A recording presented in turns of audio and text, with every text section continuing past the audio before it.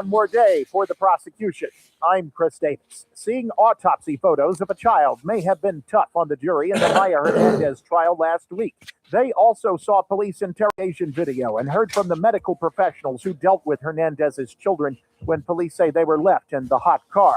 The prosecution is presenting evidence again today in that trial after 3 days off.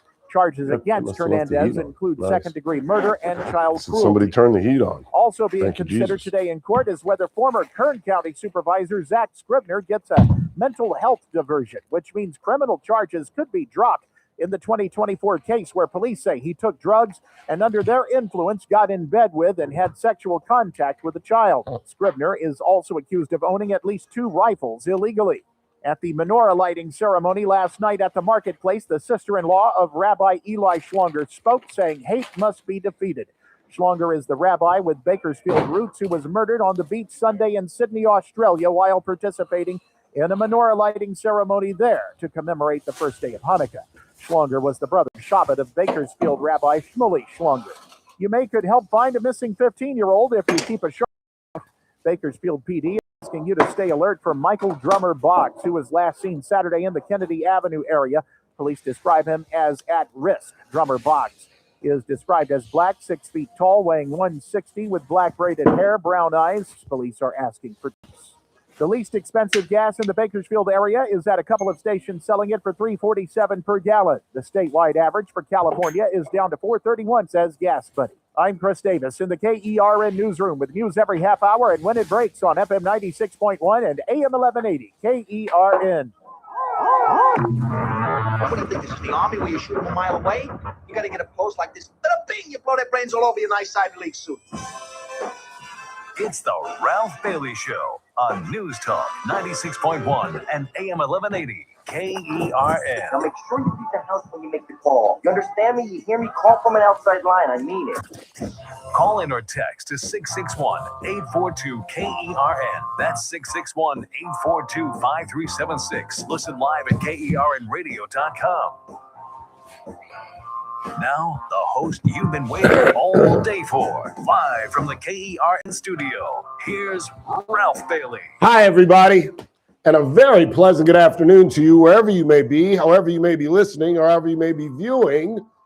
For those subscribing on YouTube, it's the Ralph Bailey Show on News Talk 96.1 and AM 1180 KERN, and we're streaming live at KERNradio.com. Chris Burdick is producing the broadcast on this 15th day of December.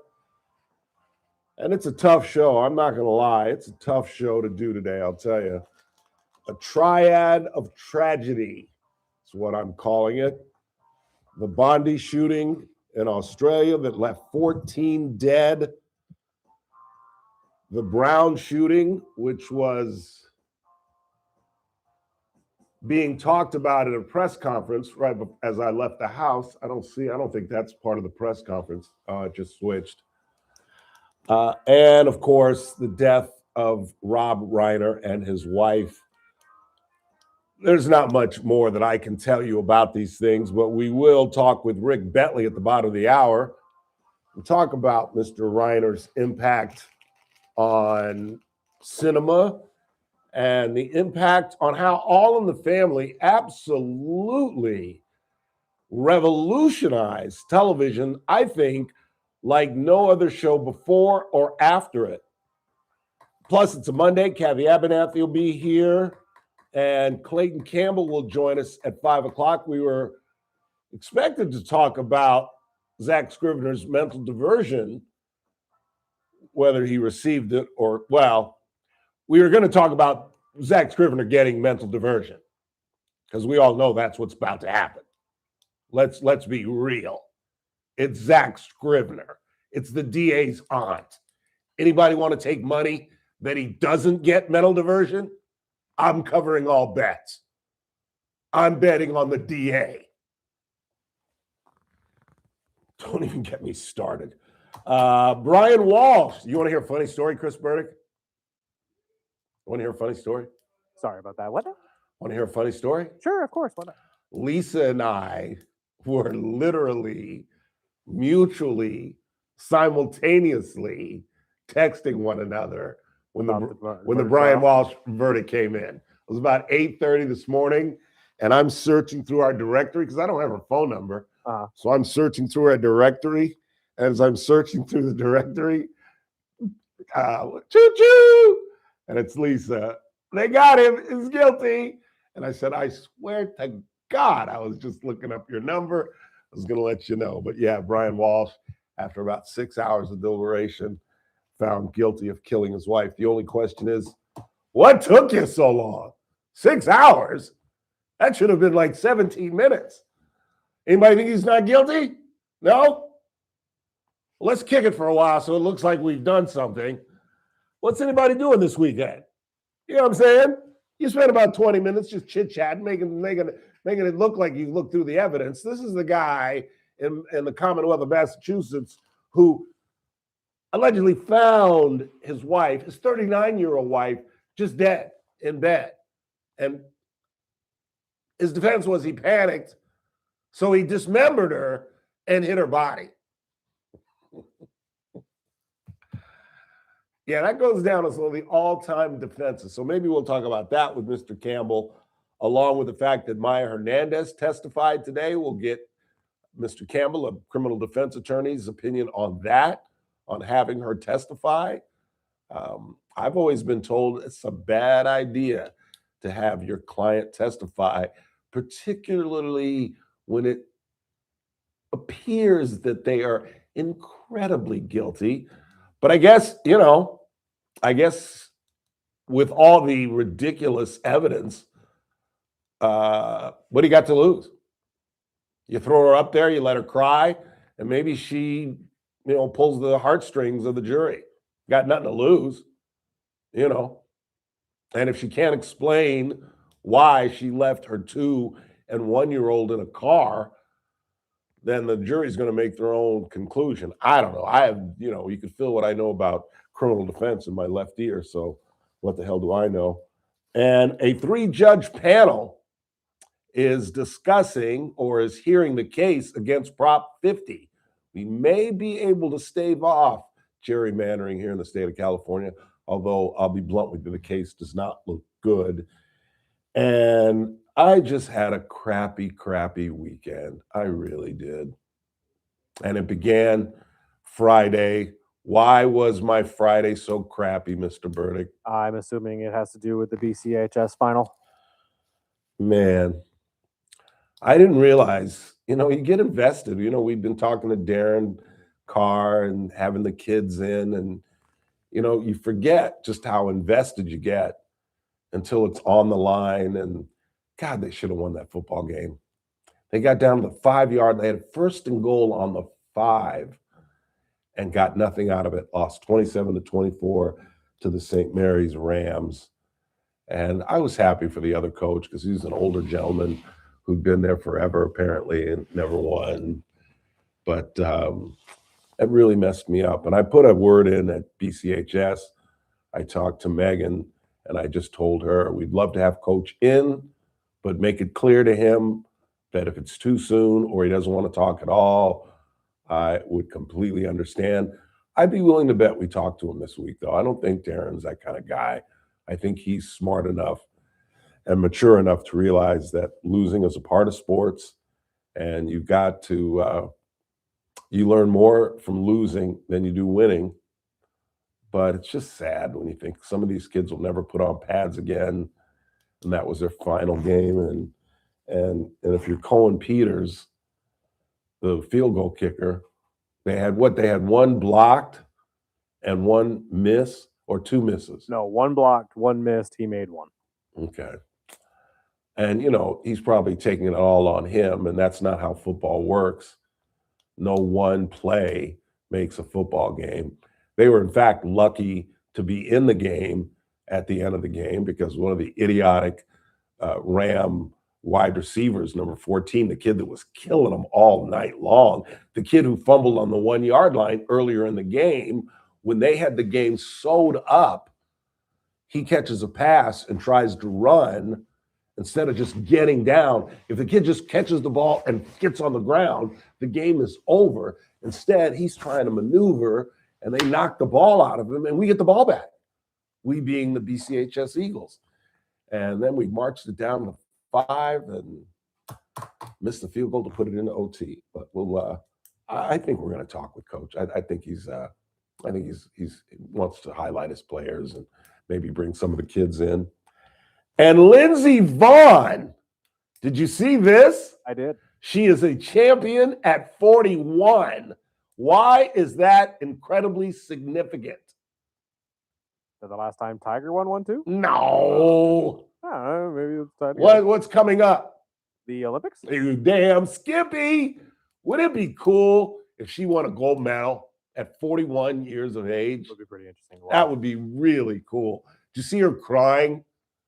Little icicles coming down her face at the thing. It was cool. I was so happy for her. I'm a big Lindsey Vonn fan. I wrote Tiger a nasty letter when he broke up with her. Dear Tiger, what's the matter with you, boy? Do you know when you got a good woman? What's the matter with you? And there's one other thing I want to talk about. And Scott Burrows. Have you heard this audio of Scott Burrows? Did I send that to you? I don't think you did. This guy is such a piece of work. He is shopping around. Let me play this real quick before we get started and get into this, all this dread and dreariness. He is shopping around Cody Bellinger. And I stole this bit from another radio talk show host, actually, but it's a funny bit. Please stand by. I'll find it. We'll play it later. And here's the question of the day. Okay.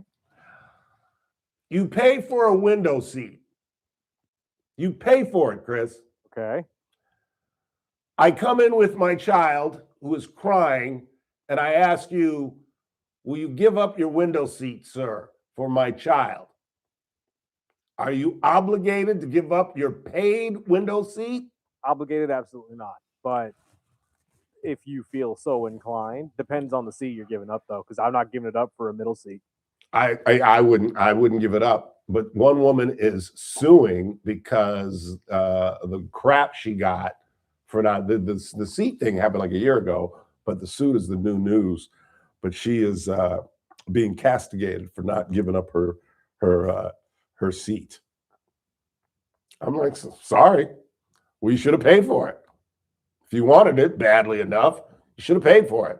I did, and I'm getting what I'm owed. What's the matter with you? Let's go ahead and take our first break of the day, and I'll give you just some of the updated facts on all 3 shootings, well, 2 shootings, and the slicing of, allegedly, Nick Reiner's parents, Rob and Michelle. It's a horrible, horrible story. TMZ has been all on top of it, where friends have come to the media and said that Michelle recently said, we just don't know what to do with him. What do you do with an adult child who's got mental issues, drug issues? I'm telling you, we have a mental pandemic and everyone is ignoring it. And until we find a place where the Reiners can take their son and remove him from society, this is going to continue. Mental illness is a pandemic. It's getting worse. It's spreading all over the world now. And this hatred for Jews, and of course, I'm sure by now you all know the local connection. I'll get into that when we come back. It's the Ralph Bailey Show on a Monday on News Talk 96.1, AM 1180, KERN, where we're streaming live at kernradio.com.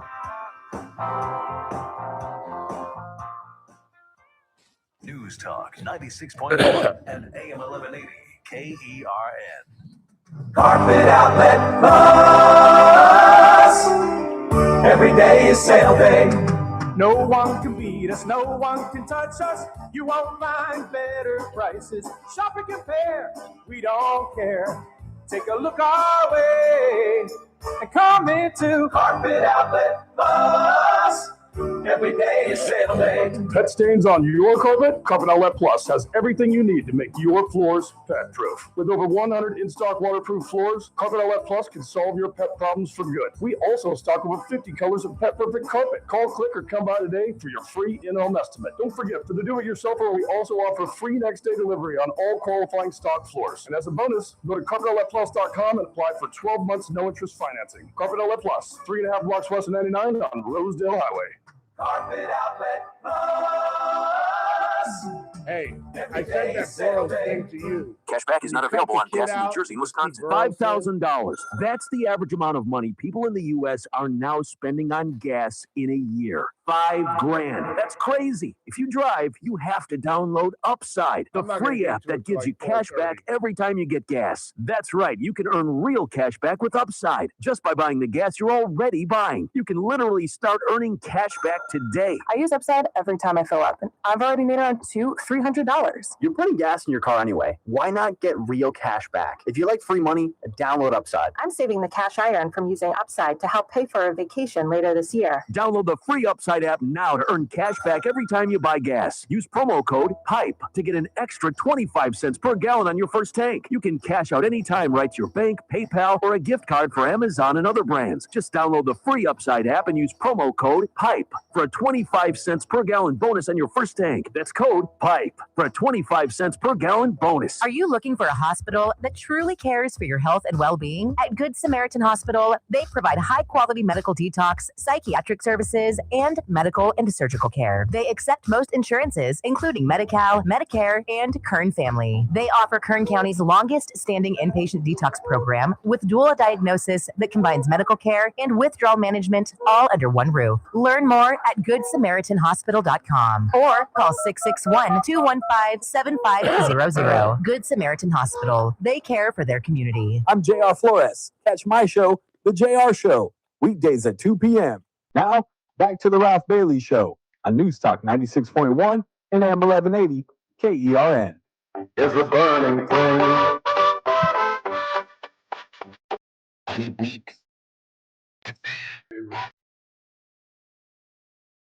In 2026, we're redoing all the music. I'm bringing in all new music.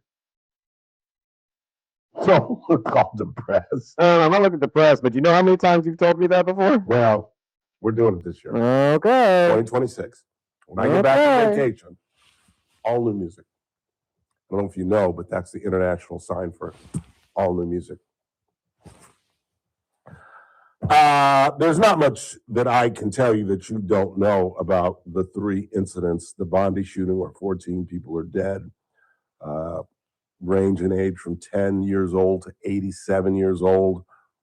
A couple of things broke our hearts. Obviously, Rabbi Shmuley Schlanger's brother was murdered, and a Holocaust survivor was murdered.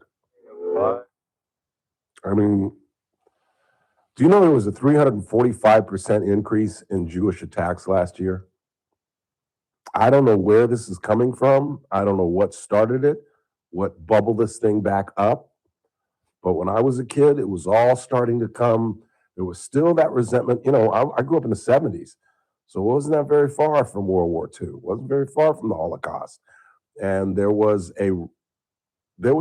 anti-Semitism, obviously, but I don't know. There was I don't know. It was just a different world, I suppose. Meantime, here is Esther Schlanger on the death of her brother-in-law. We heard the news that my dear brother-in-law was shot dead. So it's shocking.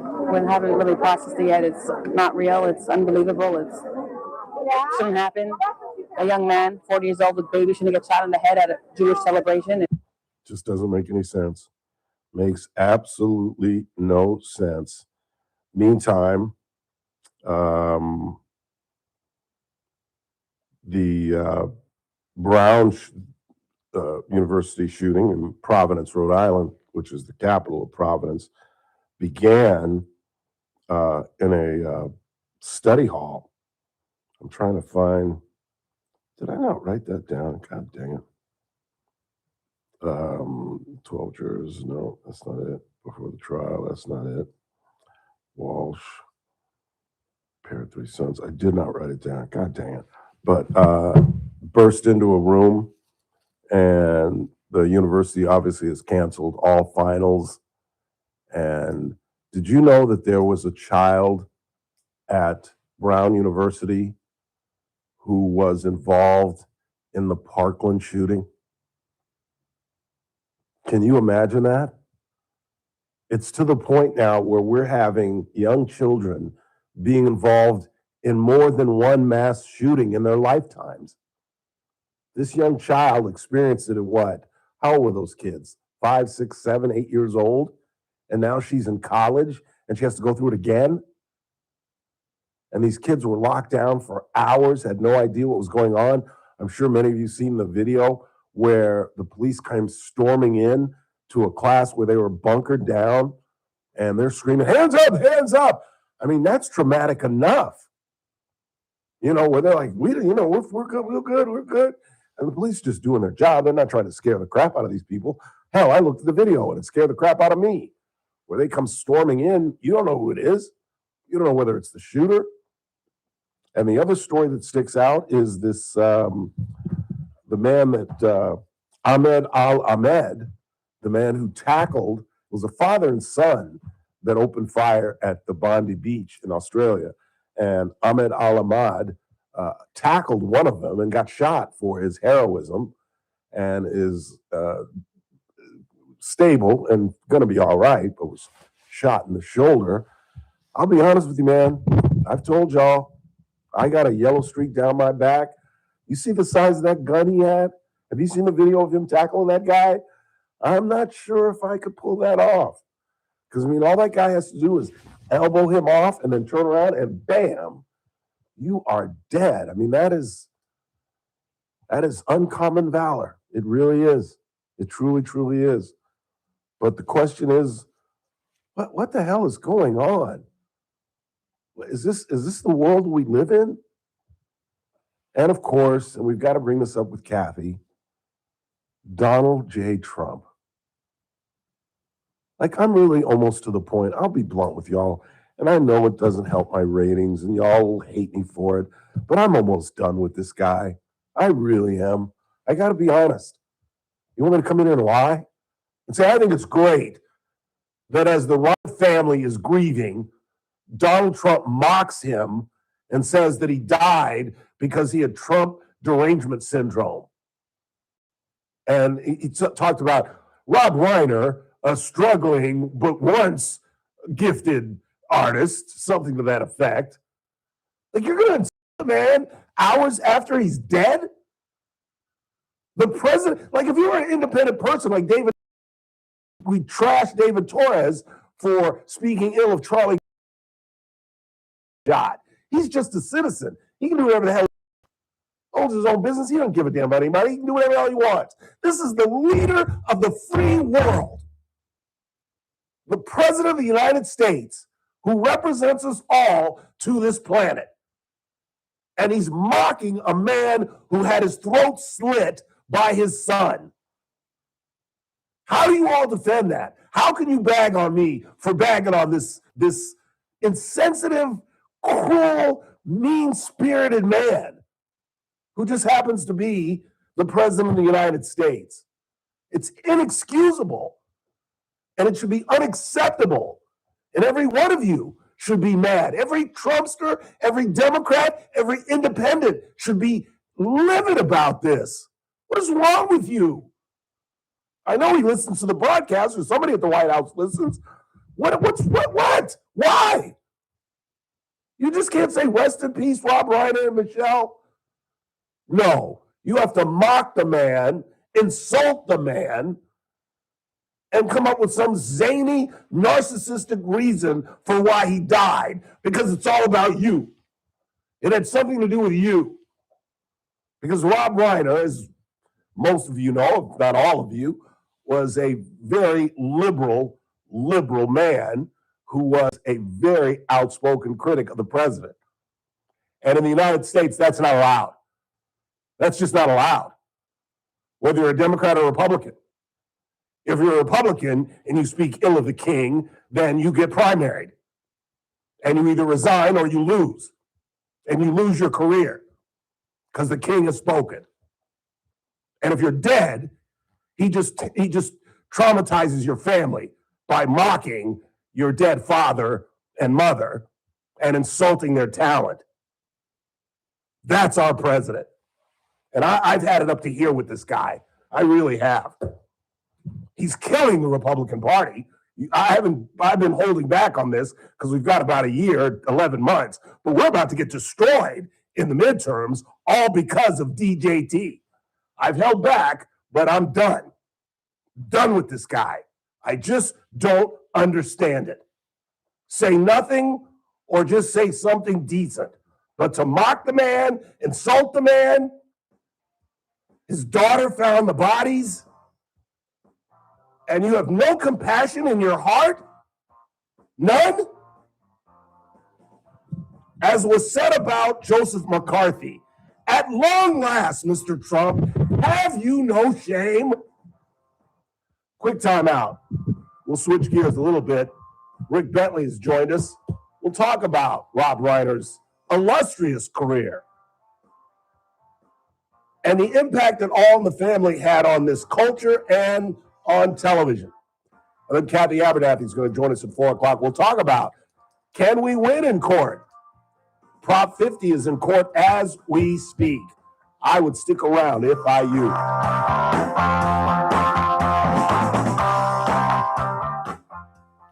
News Talk 96.1 and AM 1180 KERN. Not really. With SRN News, I'm Keith Peters in Washington. Nick Reiner, the younger son of director Rob Reiner, is in police custody following what investigators believe was a fatal stabbing of the director and his wife. The couple were found dead in their Los Angeles home on Sunday. Officials have ordered immediate evacuations in 3 South Seattle suburbs after a levee failed following a week of heavy rains. The evacuation order from King County in Washington state covered homes and businesses east of the Green River in parts of Kent, Auburn, and Tukwila. The National Weather Service has issued a flash flood warning covering nearly 47,000 people. A down day on Wall Street with the Dow dropping 41 points, the NASDAQ down 137, with the S&P 500 lower by 10. More details at srnnews.com. News Talk 96.1 and AM 1180 KERN. From the KERN Newsroom, your live and local news update on News Talk 96.1 and AM 1180 KERN. I'm Chris Davis. The sister-in-law of Rabbi Eli Schlonger, killed in the shooting in Sydney, Australia, says hate must not be allowed to rule the day. She spoke at the menorah lighting ceremony in Bakersfield Sunday. Her brother-in-law was brother to Shabbat of Bakersfield Rabbi Shmuley Schlonger. Police are looking for 15-year-old Michael Drummer Roberts, last seen Saturday in the Kennedy Avenue area. He's described as black, 6 feet tall, 160, with black braided hair and brown eyes. Police are asking for tips if you see it. Gas in California is down to $4.31 per gallon, and the cheapest you'll be able to find it in Bakersfield is for $3.47 at least 2 stations. The cheapest in the state is $3.19. I'm Chris Davis in the KERN Newsroom with news every half hour and when it breaks on FM 96.1 and AM 1180 KERN. I know that hiring can be challenging. You need someone to match your role perfectly. Well, now you can meet them fast on ZipRecruiter. Build your team, build it sooner. Need your match on ZipRecruiter. Just head to ZipRecruiter.com/free right now to try it for free. That's ZipRecruiter.com/free. Need your match on ZipRecruiter. Try it free. With Steel, batteries are included. This holiday season, give a gift that's ready to go right out of the box. For everything from cleaning up the yard to cutting up firewood, Steel tools check off the wish list and knock out the to-do list. And right now, buy select battery tool sets and get a free extra battery. Visit SteelUSA.com for holiday deals and gift ideas. Happy holidays from Steel. Offer valid for a limited time only at participating dealers while supplies last. If you've been diagnosed with moderate to severe plaque psoriasis, this is what it sounds like to be a million miles away. That's my favorite. Imagine being a million miles away. What's your favorite? Tremfya crucelcumab, taken by injection, is a prescription medicine for adults with moderate to severe plaque psoriasis who may benefit from taking injections or pills or phototherapy. With Tremfya, clearer skin is possible. In clinical trials, at least 70% of patients saw at least 90% clearer skin at 16 weeks. Results may vary. Tremfya is also indicated for adults with active psoriatic arthritis. Serious allergic reactions and increased risk of infections and liver problems may occur. Before treatment, your doctor should check you for infections and tuberculosis. Tell your doctor if you have an infection, flu-like symptoms, or if you need a vaccine. Ask your doctor about Tremfya. Call 1-800-526-7736 or visit Tremfya.com. The Charlie Kirk Show, weekdays at 6 p.m. on News Talk 96.1 and AM 1180 KERN. Now, back to the Ralph Bailey Show. Kathy Abernathy joins us at the top of the hour. It's a Monday, but regardless, we brought in, as those of you viewing on YouTube can see, Rick Bentley to talk about the life and times of Rob Reiner. How are you, sir? I'm good. My stomach hurts. This whole thing has just been sickening to me. Been a tough weekend, boy. You know, the loss of any life to me is devastating. Then it's multiplied by somebody who's talented, and then it's multiplied again by the horrific way it ended, and then the aftermath of it, the way people react. I mean, it's just, the whole thing has just made me ill. That is a tough way to die, too, because you do not die instantly. Oh, no. You really don't. And we know that from the Charlotte, the girl who got her cutthroat in the Charlotte train. Yeah. Because the guy came up from behind her, slit her throat, and she had enough time to stay alive to look and see if he's going to attack her again.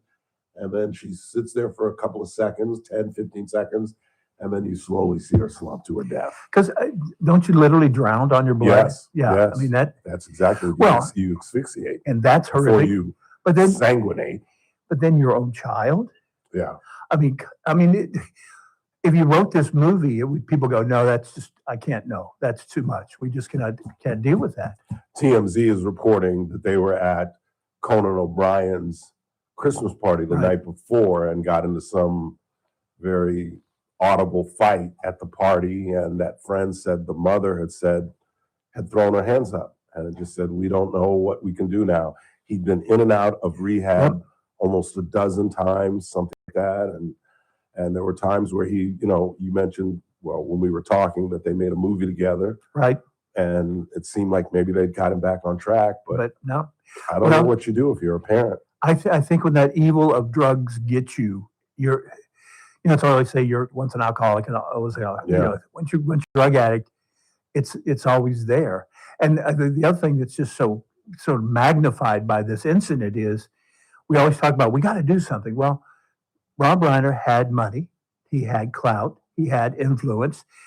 I mean, his son had the access to the best rehabs, the best psychologists, psychiatrists. If that doesn't help, where's the rest of us? Yeah, that scares me. Yeah, but I've tried to concentrate more on the legacy that Rob Reiner left us.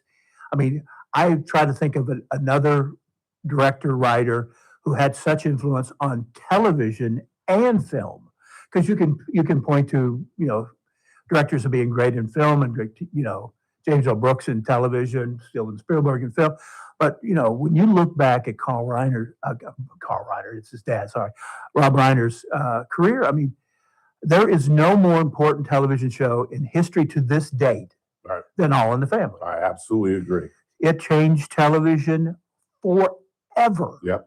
Absolutely. And partly changed this country forever. Yes, it did. We suddenly could talk about racism.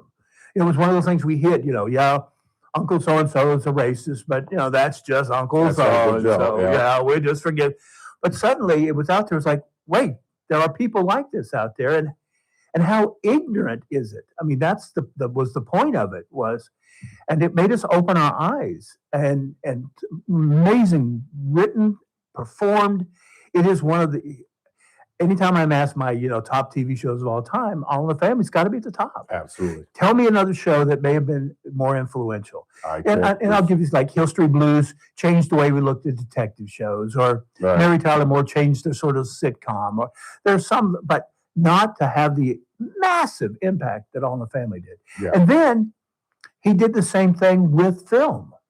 I mean, you start talking about these, and it's not just one genre. I mean, you get. Yeah, that's what's incredible. You get like it wasn't just a comedian. It wasn't just. Let's take George Lucas, for example. He's sci-fi.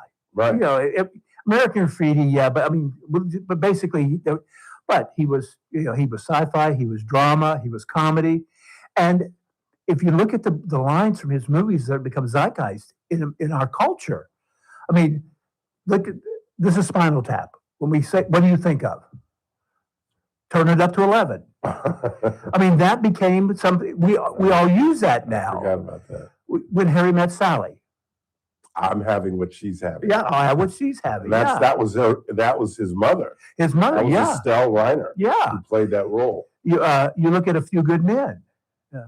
You can't handle the truth. Yeah. I mean, Princess Bride. I mean, Ego Montejo, you killed my father, prepare to die. Yeah. I mean, it's just stuff like that. If those films are that resonant with us, they go beyond being just entertainment. Yeah. They become part of our life, and we remember these great lines. I mean, Kathy Bates, I saw an interview with her talking about how she was devastated because she loved Rob, and he had directed her in Misery, which earned her Oscar. Right. And she says that film changed her life. Yeah. I mean, you win an Oscar, things become completely different for you. A Stand By Me may be the greatest coming-of-age movie ever, because you can look at that film and so many people can look at each one of the kids and go, oh, I was that geek. I was that, and identify with it. Yeah. And so it's not just one or two films. And we've had, directors who've done one or two films that sort of resonate. I mean, his whole career just kept going and going with these monumental American President, which I know you say is one of your favorites. That is absolutely one of my favorites. mean, just time after time, it was such an amazing body of work. I mean, we should all be as blessed to leave even an inkling of that behind us. Never nominated for a Best Director. Yeah, I don't understand that. Well, don't get me started on Oscars. No, I mean, because it comes down to politics. It comes down to campaigns.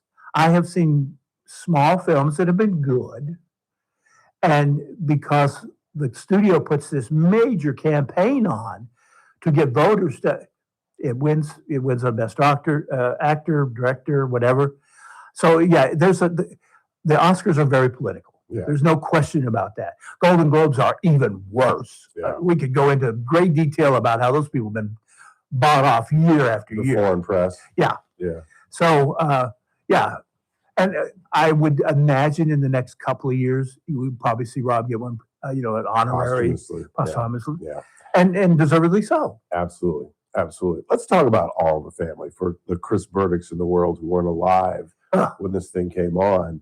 I mean, it barely survived. Yeah. It's my understanding that for Chris and other young people, we used to have 13 episodes, and then the summer would come and they would rerun the 13 episodes during the summer, and then we'd come back in September. And the story goes, tell me if you type me up on this if I'm wrong, that who's the president of CBS? Tish, Walter Tish, whatever Tish. Yeah. His wife, he didn't like it. Yeah. And he was like, no. In fact, I didn't know this until this morning. At the first 3 episodes, they used to have a disclaimer that the views exposed on the family do not express the views of CBS. Blah, blah, blah. Yeah. That's how groundbreaking it was. Yeah. And that she found it and liked it. That, and I think either MASH or Mary Tyler Moore, she did the same thing and saved that as well. Yeah. But let's start. I mean, they talked about things that had never been discussed: rape, abortion. That rape episode, and I don't want to ruin it for people who haven't seen it.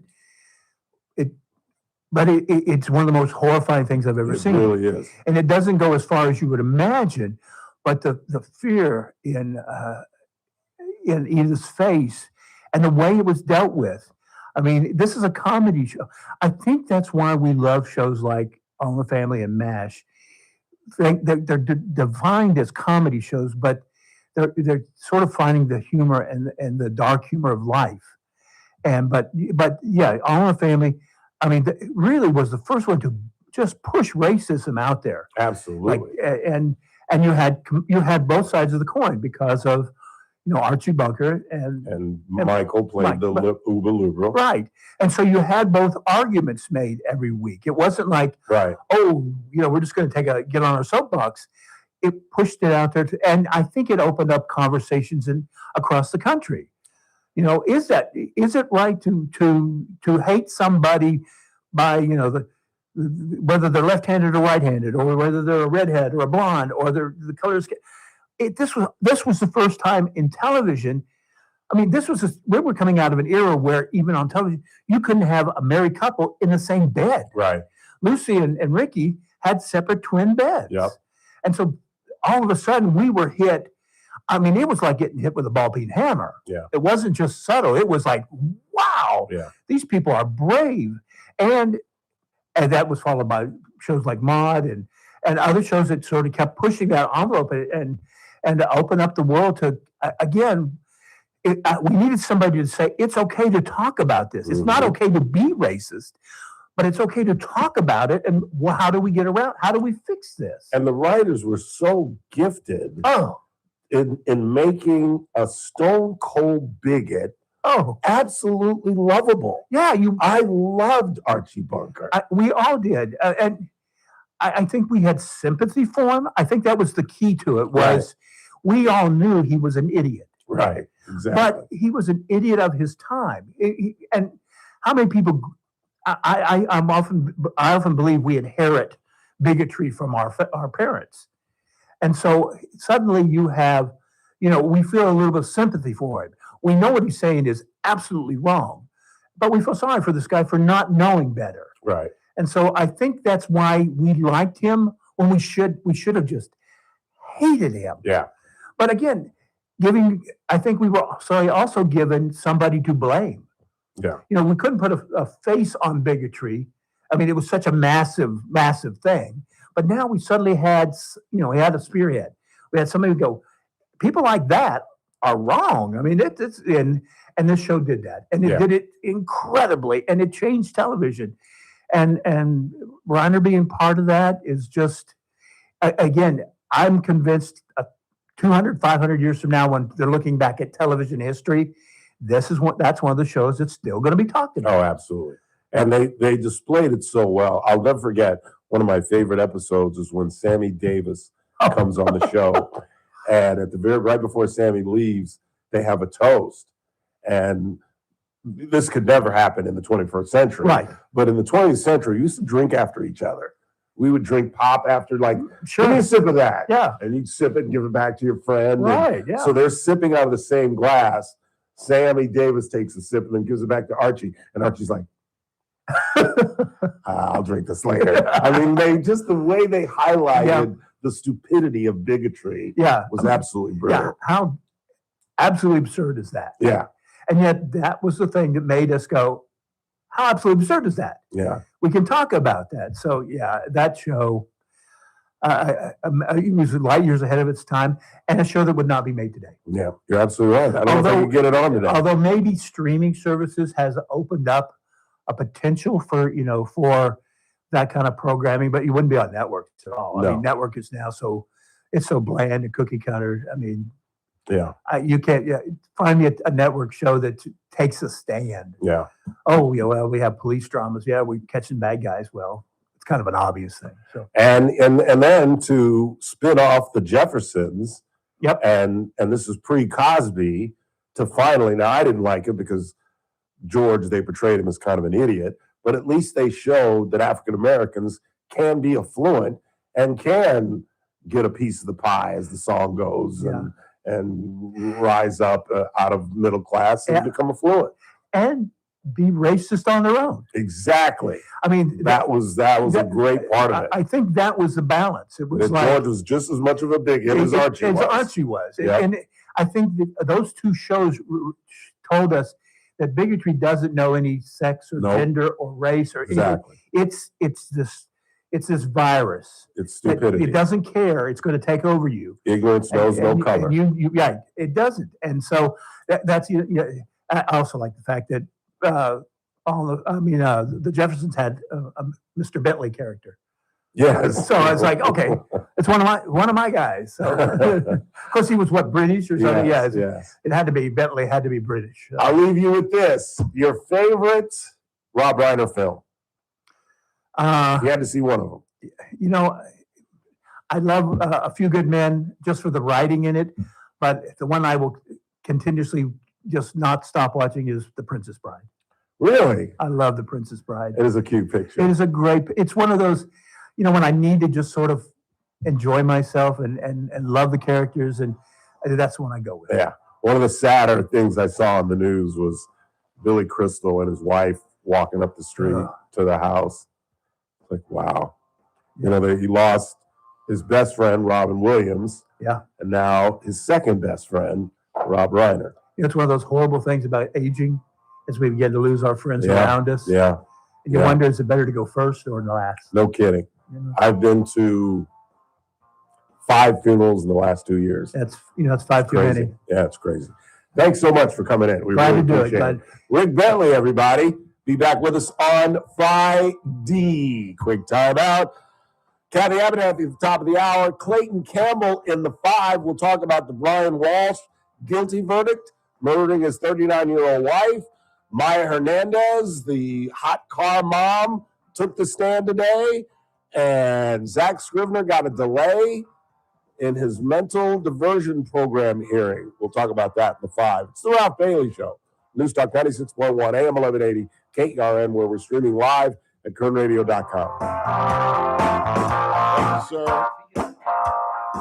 You know he is. News Talk 96.1 and AM 1180, KERN. Meet Paul Sheldon's client, Vance Furtado. Hi, my name is Vance Furtado, and I saw Paul Sheldon's advertising, and my wife and I were going to need to begin Medicare very soon, and we thought he would be a great guy to talk to. And we were not disappointed. He and his staff were excellent. They provided much-needed guidance for us, and we would recommend Paul Sheldon and his agency to anyone desiring help when it comes to figuring out the confusing world of Medicare. Medicare can be so terribly confusing. That's why my wife and I were so glad that we went to Paul Sheldon. He and his staff were incredibly helpful to us. So I would recommend Paul and his agency to anyone. Thank you, Paul, for all the help that you provided, giving us an excellent sense and direction of how best to satisfy our needs when it comes to Medicare. When Medicare matters, our team has the answers. Team Paul Sheldon. 398-2298.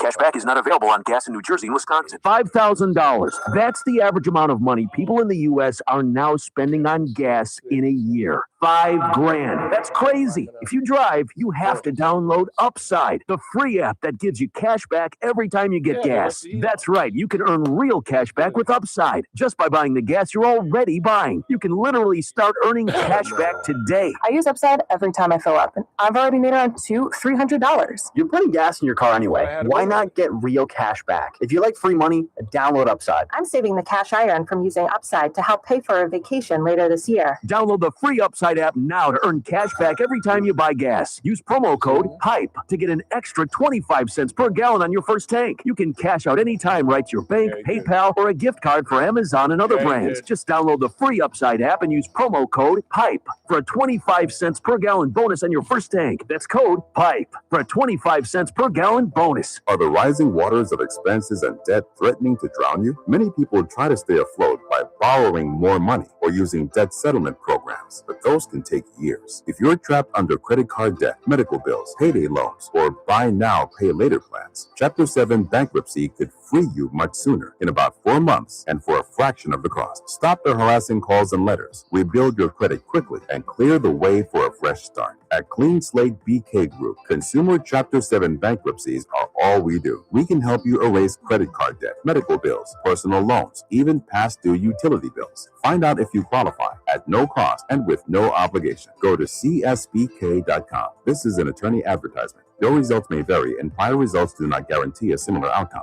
Clean Slate BK Group PC, located at 7 Penn Plaza, Suite 601, New York, 10001, is responsible for the content of this ad. For more information, visit csbk.com. That's csbk.com. Your clean slate starts here. Start your day right. First Look with Scott Cox, 6 to 9 a.m. On the Tuesday edition of the First Look program, we'll talk water issues with the best in the business. That would be Lois Henry from SJV Water. This bizarre case of Rob Reiner and his wife being killed by their drug addict kid. We got weather. It's all happening 6 to 9 a.m. right here at News Talk 96.1 and streaming live on the World Wide Web at kernradio.com. First Look with Scott Cox, 6 to 9 a.m. News Talk 96.1 and AM 1180 KERN. The Armstrong and Getty Show, weekdays noon to 2 on News Talk 96.1 and AM 1180 KERN. Now, back to the Ralph Bailey Show.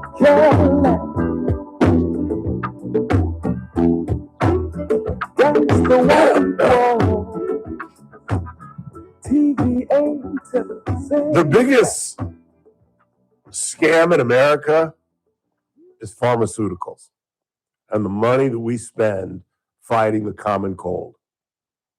Because I was on some of the best meds, and it basically, I'm like 80%. Started Wednesday. You're going to have it for 5 days. It's the bottom line. You can take kryptonite. You can take, God Almighty can come down and touch your forehead. You're going to have it for 5 days. It always reminds me of that Beverly Hills episode, the Beverly Hillbillies episode, where Milburn Drysdale, the banker next door, overhears Granny and Jed talking about Granny's foolproof cure for the common cold. So the whole episode is around Milburn trying to get Granny to give him the ingredients to her cure, and so he can make $1 million and cure the common cold. And at the very end of the episode, she says, "So what is it, Granny?" And she says, "Well, it's chicken soup and a lot of fluids and be in bed for 3 days and you'll be fine." And that really sums it up. I don't know why we take all this nonsense. I guess maybe because it can get worse. I don't know, but just a miserable weekend, man. I was lucky if I got 50 steps this weekend. No, you are not the only person I know that was dealing with that this weekend too. It's I know. Everybody. I know. Well, because it's so freaking cold. Yeah. And it was such a drastic change. And we haven't seen the sun. And we saw it like Friday. Remember, I broke the news. We had the exclusive. The sun is out. Scott Burrows is one of the best agents in baseball, and he's currently shopping around Cody Bellinger. Listen to this not so subtle way he talks about the teams that Cody is being courted by. I will hit a bell every time he subtly alludes to one of the teams. Go ahead, Chris. Belly is, it's not for me to judge, but, great players see red. See red? That they lose, and that they have a big bat yanked. I haven't met a team that Dodgers to a player. To Phil, Chris's team is a giant step. Not so subtle. North and south. I think that's the White Sox. Yeah. And the outfielders that fly with power. They're rare birds. Rare birds, either the Orioles or the Blue Jays. In the offseason, there's a lot of startup to organizations. And for that reason, there's a lot of angel investors that are very versatile outfielders. So other than that, Belly doesn't have much interest. I mean, it's either really good or really lame. I haven't judged yet. It's really good. I love that. You think it's good? I love that. Like you He hasn't met anybody. Subtly name He all 11 or doesn't 12 teams that are dodge going for this dude right any now. There's a need to fill in here, and the Birds, and there's a giant need. Oh, would you stop? I doubt Philly gets him just because we signed Garcia this morning, but And I doubt we're going to give him $500 million. yeah, you may go back to the Yanks, to be honest. Yeah, they're probably, or the Blue Jays. The Blue Jays will spend some money on him. You know what? Blue Jays would put the money down. Yeah, they're sure putting would. money down right now on pitching too, Because they're close. They realize they're not. They went through. I didn't even realize this until the World Series. They were last season. Yep, last. From the basement to the penthouse. Good googly moogly. And I don't think they're going to let it go. I think they are going to invest. And this whole nonsense about the Dodgers, ruining baseball, that's ridiculous. We came 6 inches from losing. 6 inches from losing. We came away from just better base running, and we lose. Weird karma. The ball getting stuck in the wall. If it doesn't get stuck in the wall, we lose. I mean, there are so many ways the Blue Jays could have beat us. The team with all the money doesn't always win. And I don't remember anybody saying this about George Steinbrenner and the Yankees during the 70s when they were beating us up. And then in the 20th century when they three-peated. Didn't they three-peat in the 20th century? I believe so. We head into the 4 o'clock hour. Kathy Abernathy joins us next. It's TRBS. I would stick around if I you.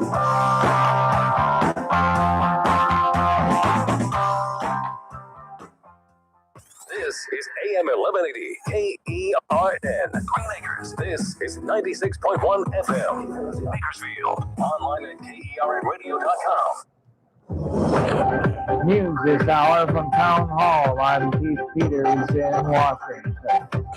Courtesy ABC 7 Los Angeles, LAPD Police Chief Jim McDonald discusses the murders of Rob and Michelle Reiner at their home in Brentwood. December 14th, about 3:40 in the afternoon, LAPD responded to a residence, the residence of Rob and Michelle Reiner, located in West Los Angeles Division. At that location, they found 2 deceased adults, a male and a female. Through the night, working with the coroner's office, they were able to identify them definitively as Rob and Michelle Reiner. Nick Reiner, the younger son of director Rob Reiner, is in police custody following what investigators believe was a fatal stabbing of the director and his wife. An attack on an Australian synagogue on Bondi Beach has left at least 15 people dead. Correspondent Phil Mercer has more information on the 2 suspects. We understand the mother and the son were holding out in a rented house in a suburb in Sydney in preparation for this attack with 6 legally held firearms. The older man was shot dead. His 24-year-old son, he was critically injured and he's in hospital. We know that the father arrived in Australia on a student visa in the late 1990s. We don't know too much more, but we do know that his son was investigated by the authorities in 2019 and was deemed not to be a threat at that time. So I would imagine all of these details will be revisited. The attack has fueled criticism that authorities are not doing enough to combat a surge in anti-Semitic crimes. On Wall Street, the Dow down by 41 points, the Nasdaq dropped 137, the S&P lower by 10. More on these stories at townhall.com. Oh, it's time for the annual Christmas party. So Pure Talk just had their best year ever and asked me if I'd like to thank their customers on their behalf for being so awesome. I said sure. It's important to say thanks, especially this time of year, which is why, as one of their many satisfied customers, I should probably thank Pure Talk first for keeping their customer service in this country and for providing hundreds of American jobs. I appreciate that. I also appreciate the Roundup program, which makes it easy to support America's Warrior Partnership and join the fight against veteran suicide. And I love that Pure Talk donated 1,000 hand-sewn Made in America flags to veterans around Independence Day. And of course, I really appreciate their generous support of my own foundation, MicroWorks. and their commitment to help us train the next generation of skilled workers. Having said all that, it's now my pleasure, on behalf of everyone at Pure Talk, to thank you sincerely for choosing to do business with an American wireless company that actually stands for something. And one more thing. Merry Christmas. From the KERN Newsroom, your live and local news update on News Talk 96.1 and AM 1180 KERN. One more day for the prosecution. I'm Chris Davis. Seeing autopsy photos of a child may have been tough on the jury in the Maya Hernandez trial last week. They also saw police interrogation video and heard from the medical professionals who dealt with Hernandez's children when police say they were left in the hot car. The prosecution is presenting evidence again today in that trial after 3 days off. Charges against Hernandez include second-degree murder and child cruelty. Also being considered today in court is whether former Kern County Supervisor Zach Scribner gets a mental health diversion, which means criminal charges could be dropped in the 2024 case where police say he took drugs and under their influence got in bed with and had sexual contact with a child. Scribner is also accused of owning at least 2 rifles illegally. At the menorah lighting ceremony last night at the marketplace, the sister-in-law of Rabbi Eli Schlonger spoke, saying hate must be defeated.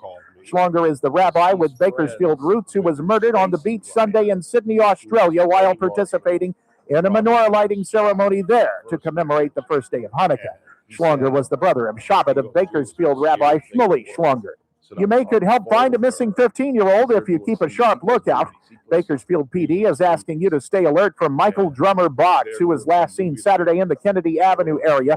Police describe him as at risk. Drummer Boggs is described as black, 6 feet tall, weighing 160 with black braided hair, brown eyes. Police are asking for tips. The least expensive gas in the Bakersfield area is at a couple of stations selling it for $3.47 per gallon. The statewide average for California is down to $4.31, says Gas Buddy. I'm Chris Davis in the KERN Newsroom with news every half hour and when it breaks on FM 96.1 and AM 1180 KERN. What do you think? This is the Army where you shoot them a mile away? You got to get up close like this little thing. You blow their brains all over your nice Ivy League suit. It's the Ralph Bailey Show on News Talk 96.1 and AM 1180 KERN. Now make sure you leave the house when you make the call. You understand me? You hear me? Call from an outside line. I mean it. Call in or text to 661-842-KERN. That's 661-842-5376. Listen live at KERNradio.com. Now, the host you've been waiting all day for. Live from the KERN studio, here's Ralph Bailey. Hour 2 of the broadcast on this Monday, 15th day of December. Still lots to do. At the bottom of the hour, we'll get into the Brian Walsh guilty verdict. He definitely killed his 39-year-old wife, who he found in bed dead, and thought everybody would find him guilty, so he dismembered her body and hid it. Thought he'd get away with that. We'll give you some details on just what an idiot this guy was. And a 3-judge panel will decide the constitutionality of Prop 50. We'll get into that. We'll probably get into that with our next guest. And Clayton Campbell will join us in the 5. We were supposed to talk about Zach Scribner's mental diversion, but that decision has been delayed again. But we can talk about Brian Walsh, Maya Hernandez, the hot car mother, took the stand today. We'll talk about that with Clayton Campbell. And then we'll get into some sports. It was an incredible weekend of football, and it'll be an even better weekend coming up. And Lindsey Vonn is a champion yet again at the age of 41 with the Olympics. Don't forget, the Winter Olympics start in February. So it's going to be fun to watch, and we'll be rooting for the 41-year-old beautiful blonde, ex of Tiger Woods, as a matter of fact. But it is a Monday. And on the highway, looking for adventure. Professor Kathy Abernathy. How are you, Professor? Well, very good. You know, if as cloudy and dreary as this town is, Saturday we drove to the National Cemetery to lay a wreath at Mark's place and for that event. And you get out of this town, and about 10 minutes later, 15 minutes later, it's like summer in Florida. I mean, it's clear. Yeah, it's 70 degrees up at Tehachapi. Yeah, and even all around us, even if you go down South LA and everybody, nobody's living like this but us right now. To the upper 70s in Los Angeles. But it is so scary. If any folks are going to drive to Tehachapi from here, this was 7:30 in the morning, but you can't see with your lights on, and then all those big trucks have little small lights in the back. It is so dangerous. There was points where I was driving and I absolutely couldn't see. Really? I'm surprised they let you drive during that. But that was just maybe a minute of it, but it was a long minute because I was yelling at my dog. I can't see. Wow. Keep going. I said, I don't see you. But that is scary. So anyway, it was beautiful up at that cemetery, which is in a great location. Yeah. There, right where it is. And I think it's I guess, Tejon donated that land, or the Channel or the LA Times, I don't know which one at the time, donated that land. Yeah. And the way they did it, it's supposed to be that it's never developed. There's not going to be a McDonald's around there or anything. Good. It's going to look it's just so elegant. It's really, and you can visit me there someday because they let the spouse be behind the military person. So don't say that, Kathy. Well, or I'll be visiting. No, You're out with me, boy. I don't know. I don't know. But anyways, that was a real nice event. Yeah. So a 3-judge panel is examining Prop 50. Is there any chance of victory? Any chance? It's a federal district judge court. Yeah, we have a little bit of hope there, but the ones in California, I mean, if we could get to the Supreme Court, we could. The whole point is, those legislators who, with their consultant, drew those lines last August in 3 days, or at least 3 days that we knew of, the design was, yes, to elect Democrats, but in that vein, they packed in minorities. And is that supposed to not be legal to try to put them all in one seat? So you can definitely make sure you can get a Democrat out of there, which is changing over time because minority voters, particularly Hispanics, are voting for Republicans. But if they did that, that's now considered violation of the 14th Amendment. Right. So then what do we do? Because February 5th, filing opens for these seats. And what seats are we going to run in? Yeah.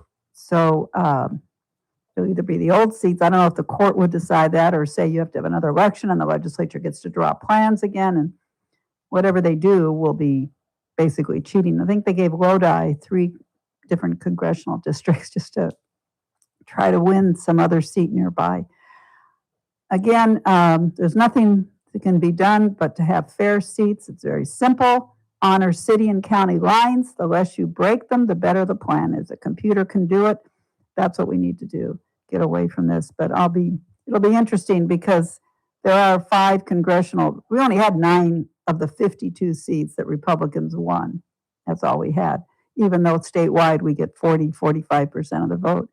But it'll be interesting to see if we go back to that, then some of these, I guess I can't blame them, Republican members of Congress whose seats got drawn away from them have gone over to run against some other Republican. Yeah. And so what are they going to do? Go running back to their home district? I don't know. So we'll see. But February 5th opens the filing for 1 month. And so we have to have lines before that date. They can't, get around that. So we're not going to win.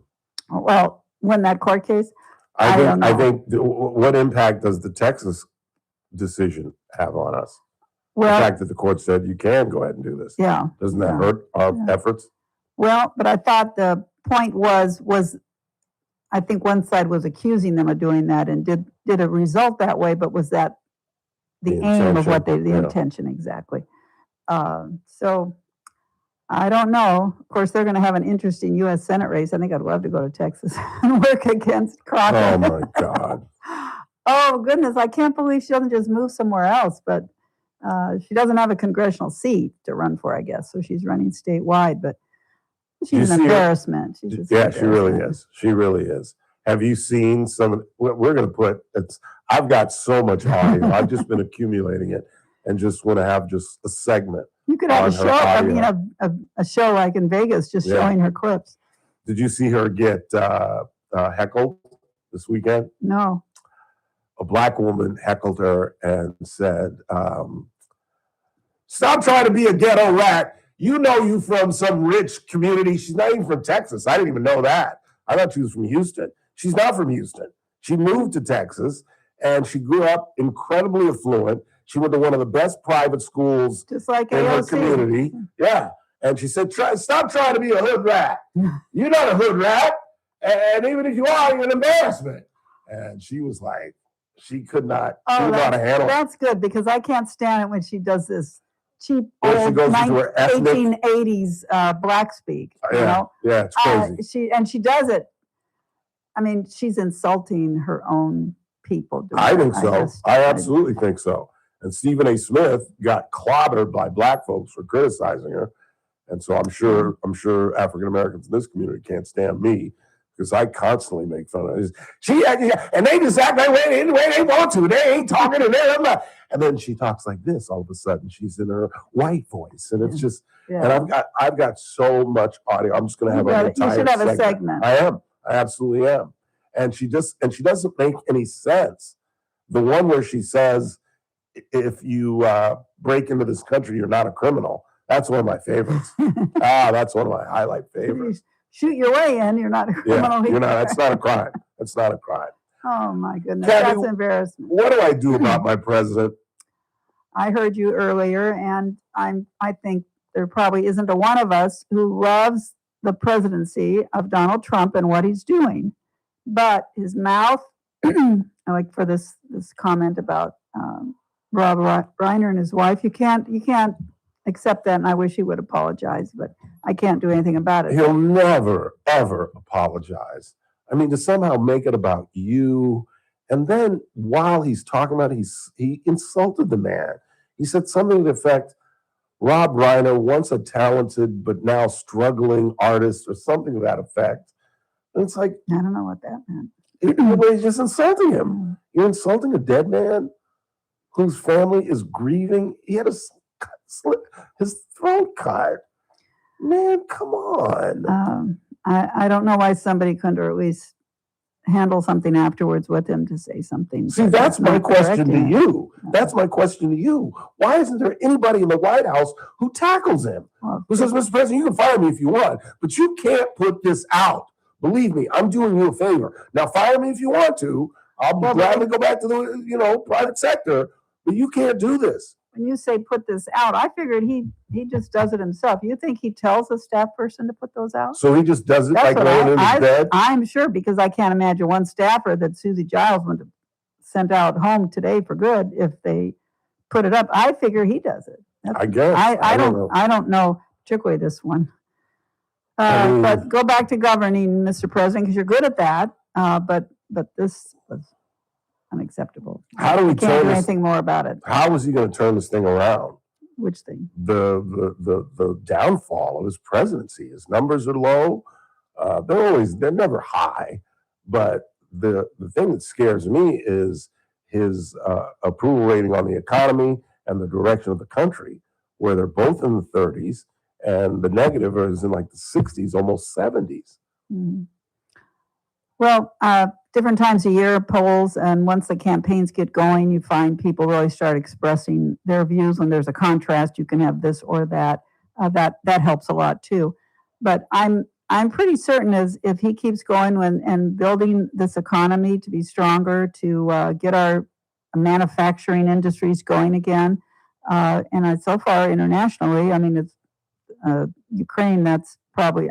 I don't know how he's going to resolve it. I don't know if that's resolvable in any way that any of us would be happy with. Putin does not want peace. No. He's been stringing them along Mount forever. Rushmore is what he's looking for. Yes. Me, all history. Joe Stalin, and Lenin. He wants to bring back the USSR under, just the word Russia, but he wants to bring back all the land and be heralded for that. So, and he looks, I don't know what his age is. Do you know offhand? Because he keeps looking young to me. I mean, he doesn't look, he's not 80s. I don't even know if he's 70s. Yeah, I think he's in the 70s. Hey, Siri, how old is Vladimir Putin? 73. Oh. 73. So he's got 15 good years in him. Unfortunately. Yeah, unless somebody whacks him. Well, you'd think there must be so many food tasters in his castle, wherever he lives, his palace. There's got to be people that want to get rid of him. And then I think of there's all those families, those mothers whose sons are just taken from them. Millions. And they're all dying for what? and their economy stinks. And that's the only thing that can maybe cost him what he wants to do to get back to, which is, making a little peace so he can get some business again and get his international communities supporting him a little bit. That's the only thing I think that could break him is the economy, and it's not good, and he doesn't have much money. That's all I keep reading about. But that's Russia, Ukraine. We've still got China. You don't hear much about North Korea, but they're sitting there, not just sitting there. They're all working their way, like I think we've talked about. In Africa, they're going in there and capturing a lot of the minerals, offering to give them law enforcement protection in exchange for the mineral lands, and that's so serious. And I was just chatting with someone today about if all our medicines and all our pills are made out of this country, what an easy way to whack us all. I mean, if that's, I think that should never have been allowed. In fact, I was working back when in the Congress when I think J&J went to Puerto Rico, which is, sort of a state, but now it's all over in China. And I think it's a lot of the over-the-counter drugs. So that's even more serious of an issue. I think it soon will be a state. With the Democrats. If they destroy us in the midterms, they're going to get rid of the filibuster. Mm-hmm. And once they get rid of the filibuster, like I've said, Puerto Rico and D.C. will become states.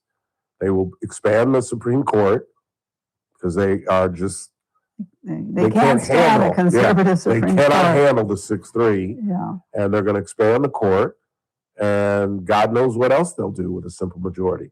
Yeah.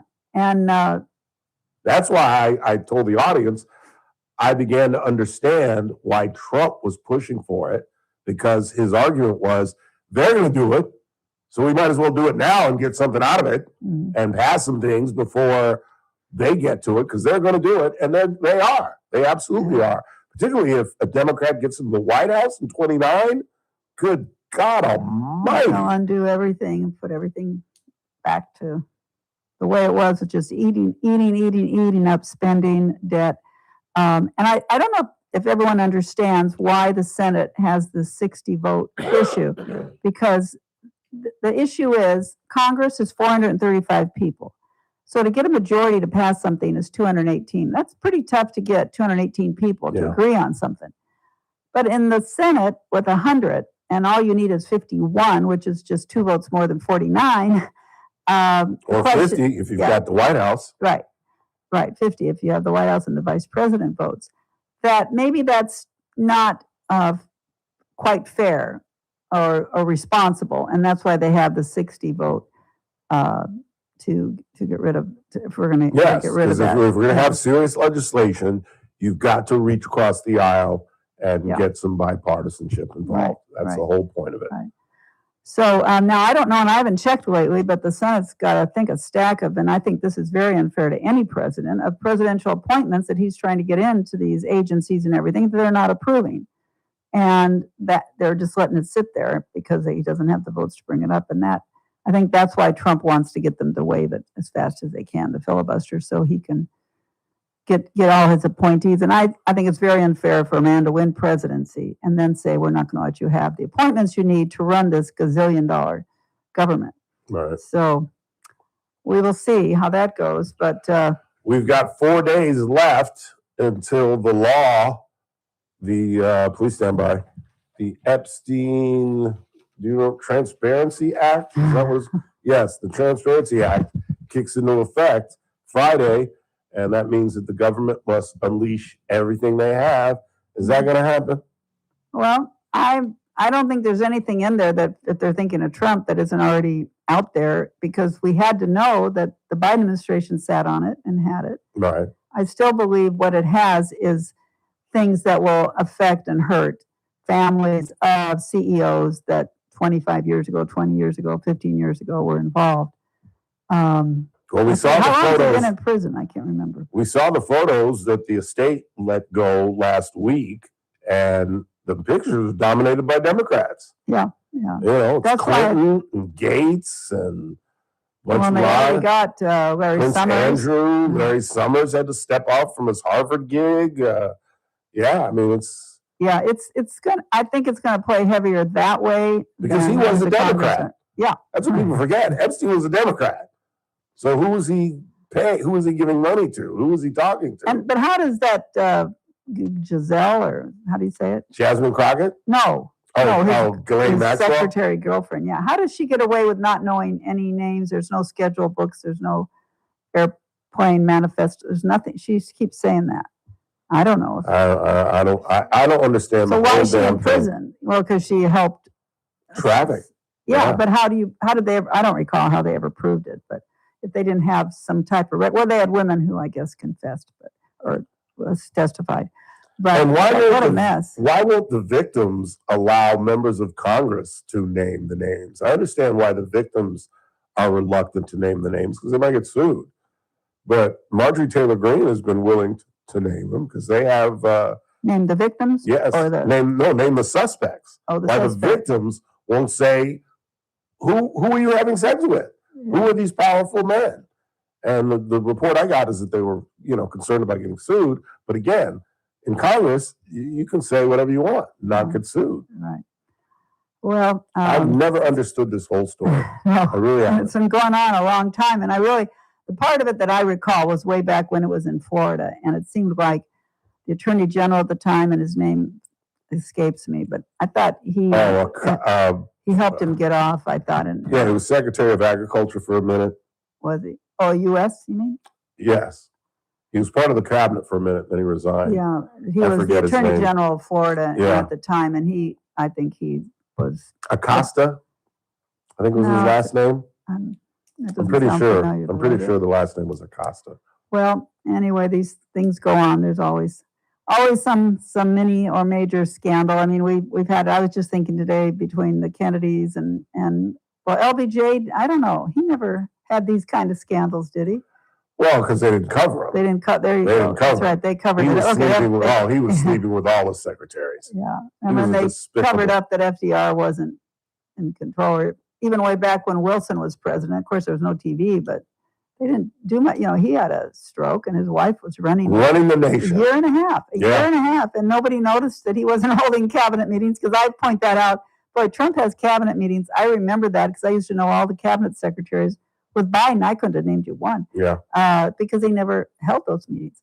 But the country didn't know Franklin Roosevelt was a cripple until like World War II. Yeah, he got elected in 1932. Yeah, and they didn't know for like almost 10 years that he was a cripple. Mm-hmm. I mean, that is just incredible. Yeah, they wouldn't take pictures or film till he was seated and squared away. Sometimes they threw a blanket over him because it's cold outside. Yeah, or they would wait until they could get his braces and let him stand up. Because I've seen videos of him throwing out a first pitch at a ball game where they had him standing up. And well, see how film has so changed everything. And then today, social media has changed it. I mean, it's 24/7. It never was 24/7. Everything is on video. Everything. We have video of the shooting in Australia. Right. I mean, within moments. Yeah. And then now people are showing from their door, what do you call that? Door cameras of that man in Brown University, which that looks like to be a struggle to catch that guy.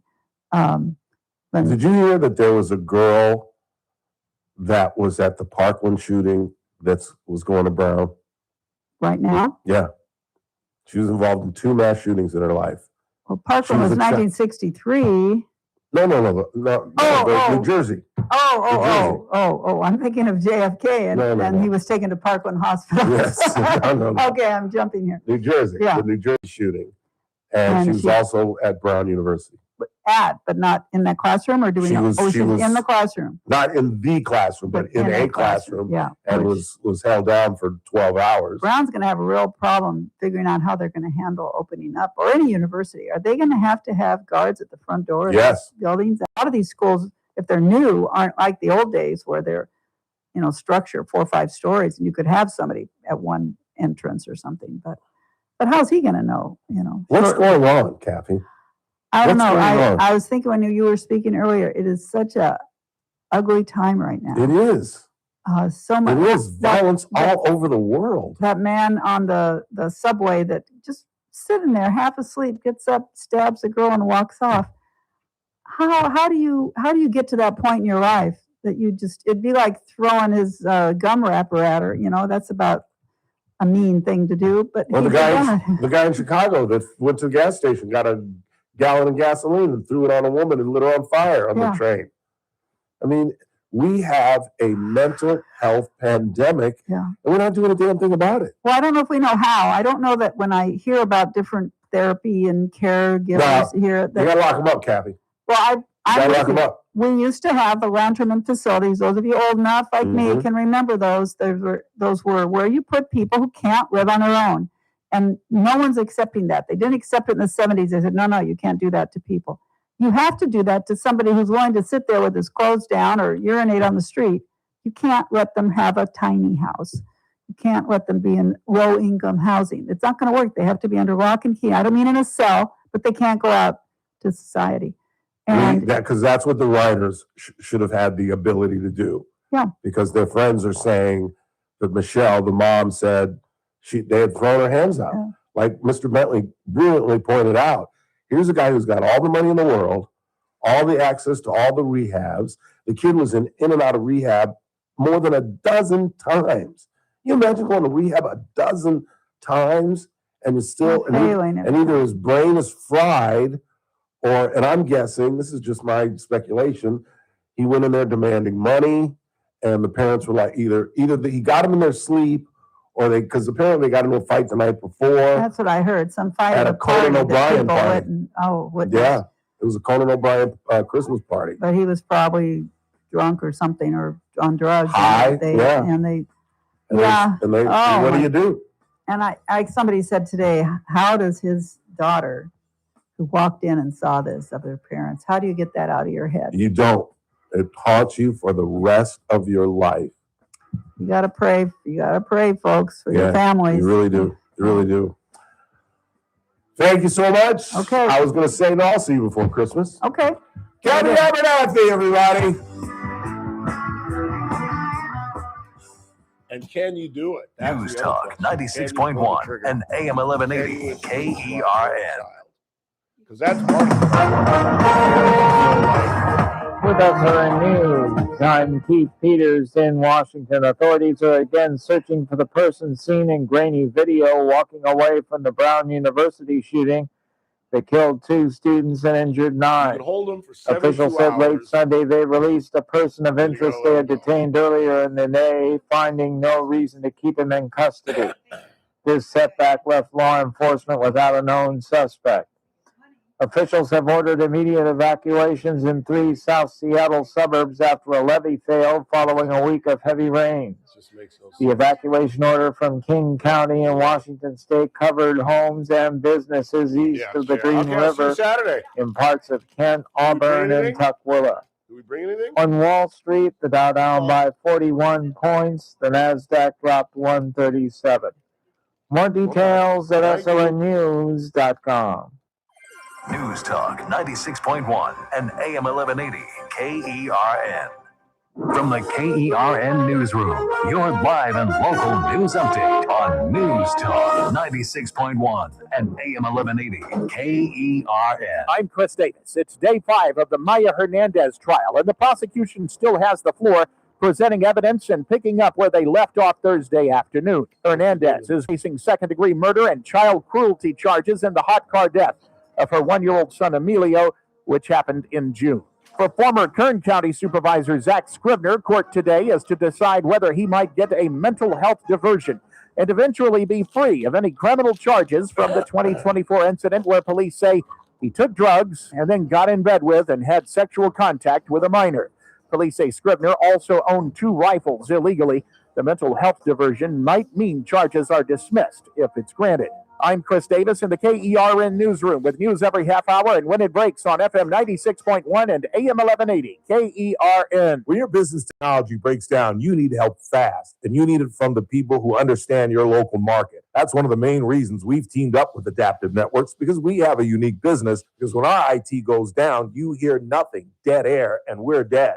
Adaptive Networks isn't some faceless call center in another state. They're right here in our community, with local technicians who know Kern County businesses inside and out. And while other IT companies make you wait hours or even days for support, we just can't afford that. Adaptive Networks delivers lightning fast response times. We're talking minutes, not hours, because when your systems are down, every minute counts. Their team doesn't just fix your problem quickly. They treat you like the neighbor you are. Real people, real solutions, real results. Call Adaptive Networks today, 661-241-0638, or visit adaptive-net.com. Adaptive Networks, your local IT experts, always here when you need them. Got battery issues? Choose the #1 name in power, A1 Battery. We've got you covered with top quality batteries for every need. Cars, scooters, motorhomes, garage door openers, key fobs, golf carts, home alarm systems, wheelchairs, and so much more. If it takes a battery, A1 Battery has it. With multiple locations to serve you. Enjoy free diagnostics on batteries, starters, alternators, and electrical systems. Plus, get free installation with any purchase. First Friday of each month is free Key Fob Battery Friday. Family owned and operated since 1960. A1 Battery has been providing reliable, friendly service to Kern County. Need us in a pinch? We offer emergency services to make sure you're never stranded. Tell us you heard it on the radio and get 10% off your purchase. Call A1 Battery today, 589-1433 for the location nearest you, or visit online at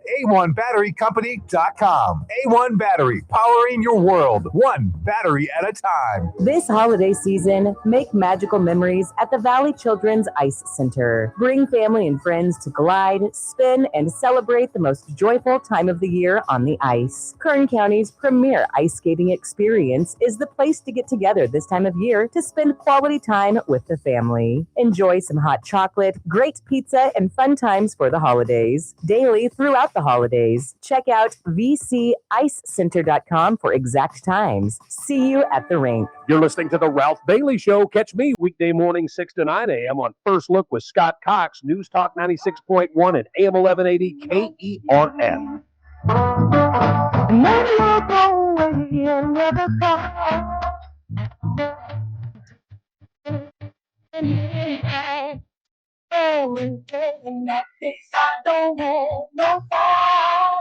I do believe that would only break my heart.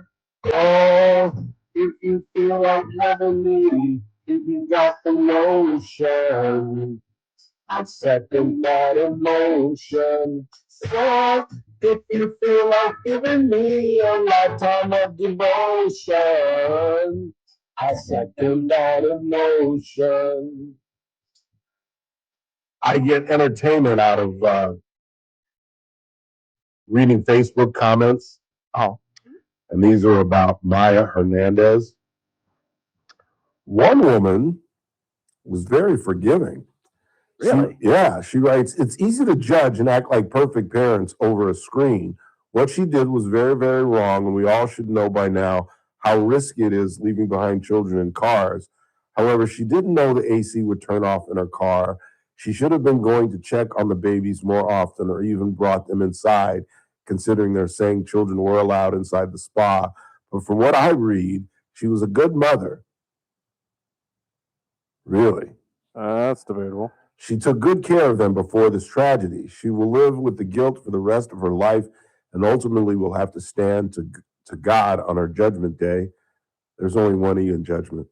It's not judgment. It's JUDGMENT. Former copy editor. Sorry. God is merciful. She definitely should do some time and take parenting classes, but she looks regretful. That's why they put her on the stand. I'm just trying to place myself in her shoes. Accidents happen to all of us in the blink of an eye. May this serve her to think things more thoroughly. This woman doesn't know how to spell. And also for the rest of us, a lesson learned for everyone. Rest in peace to the baby. You've lost your mind, lady. I'm sorry. Yeah. You don't leave kids in a car. You don't leave a 1 and a 2-year-old car in a car, period, end of sentence. I don't care if you're running in to put a envelope in a mailbox. I don't care if you're running in to say hi to the grocer. You do not leave infants in a vehicle, period, end of sentence. And from what we're understanding, She looked at her Apple Watch like 40 something times. The spa asked her about her kids, or she asked about bringing the kids in. They said, sure, bring them in. And just the idea that she never once just said, let me just go check. Let me just go check on the kids real quick. Let me just, y'all okay? Just, no, they should throw the book at her. I'm sorry. I think that we as a society have failed kids like that. We haven't recognized the fact that, kids are having kids. And as a society, as a Congress, as a federal government, we should establish parenting classes for young people. I think if you have a child you're under the age of 22, maybe even 25, it's not like I'm doing a radio show. You know what I'm saying? And it's not like people don't know when I do my radio show. He lived in Ventura Veterans Home. He's probably best by the Somebody is telling me that Rob Reiner's father-in-law, Martin Singer, was part of Honor Flight, 2015. Oh. And then I asked whether he lived here, and they said he lived at Ventura Veterans Home. He was 89, 10 years ago, so he's probably passed away. But no, I'm sorry. I can't side with the death of Emilio Gutierrez, Maya Hernandez's son, being an accident. That's not an accident. That's not an accident. That is dereliction. It's negligence. It's stupidity. I think one of the text messages I said something like, she didn't know the car was going to turn off. That's no excuse. That is absolutely no excuse. You don't, I can't see it. I understand, like, we've had in my family, a gargantuan incident in our family where one of our cousins' babies drowned in the pool. And there was a great debate for like a year amongst my family. Whenever we would get together, we would always discuss. She was never charged, and they ended up getting divorced like a year later over that situation. The husband blamed her. He wasn't related to us. We were related to the mother. And it was weird how my family was split on it. Like half my family felt, because it literally happened in a matter of minutes, where she was cooking, the babies were running around, she got on the phone. It was so long ago, I put my fingers to my face because she literally was on a landline. And when she got off the phone, she was like, "Where's your brother?" And the 4-year-old was like, "I don't know." And they went running around the house. They didn't even think that she could open the sliding glass door. And she was able to put her hand up against the door and slide it. And the reason we know that is because she was eating, this isn't funny, but she was eating a peanut butter and jelly sandwich, and there was jelly on the glass where she was able to get up on her head. She was like 2, I think. And she was able to push the sliding glass door open and snuck out in the backyard and drowned. And it was a great debate. I mean, it divided. It was something where it got to the point where my family was like, we can't any longer talk about this because it would end up, in huge fights where it was part of the family was like, she should have gone to jail. It was murder. And the other family was like, you don't know what it's like to have a child. You don't know what it's like when they start walking. Because I think she was, I don't even think she was 2. I think she was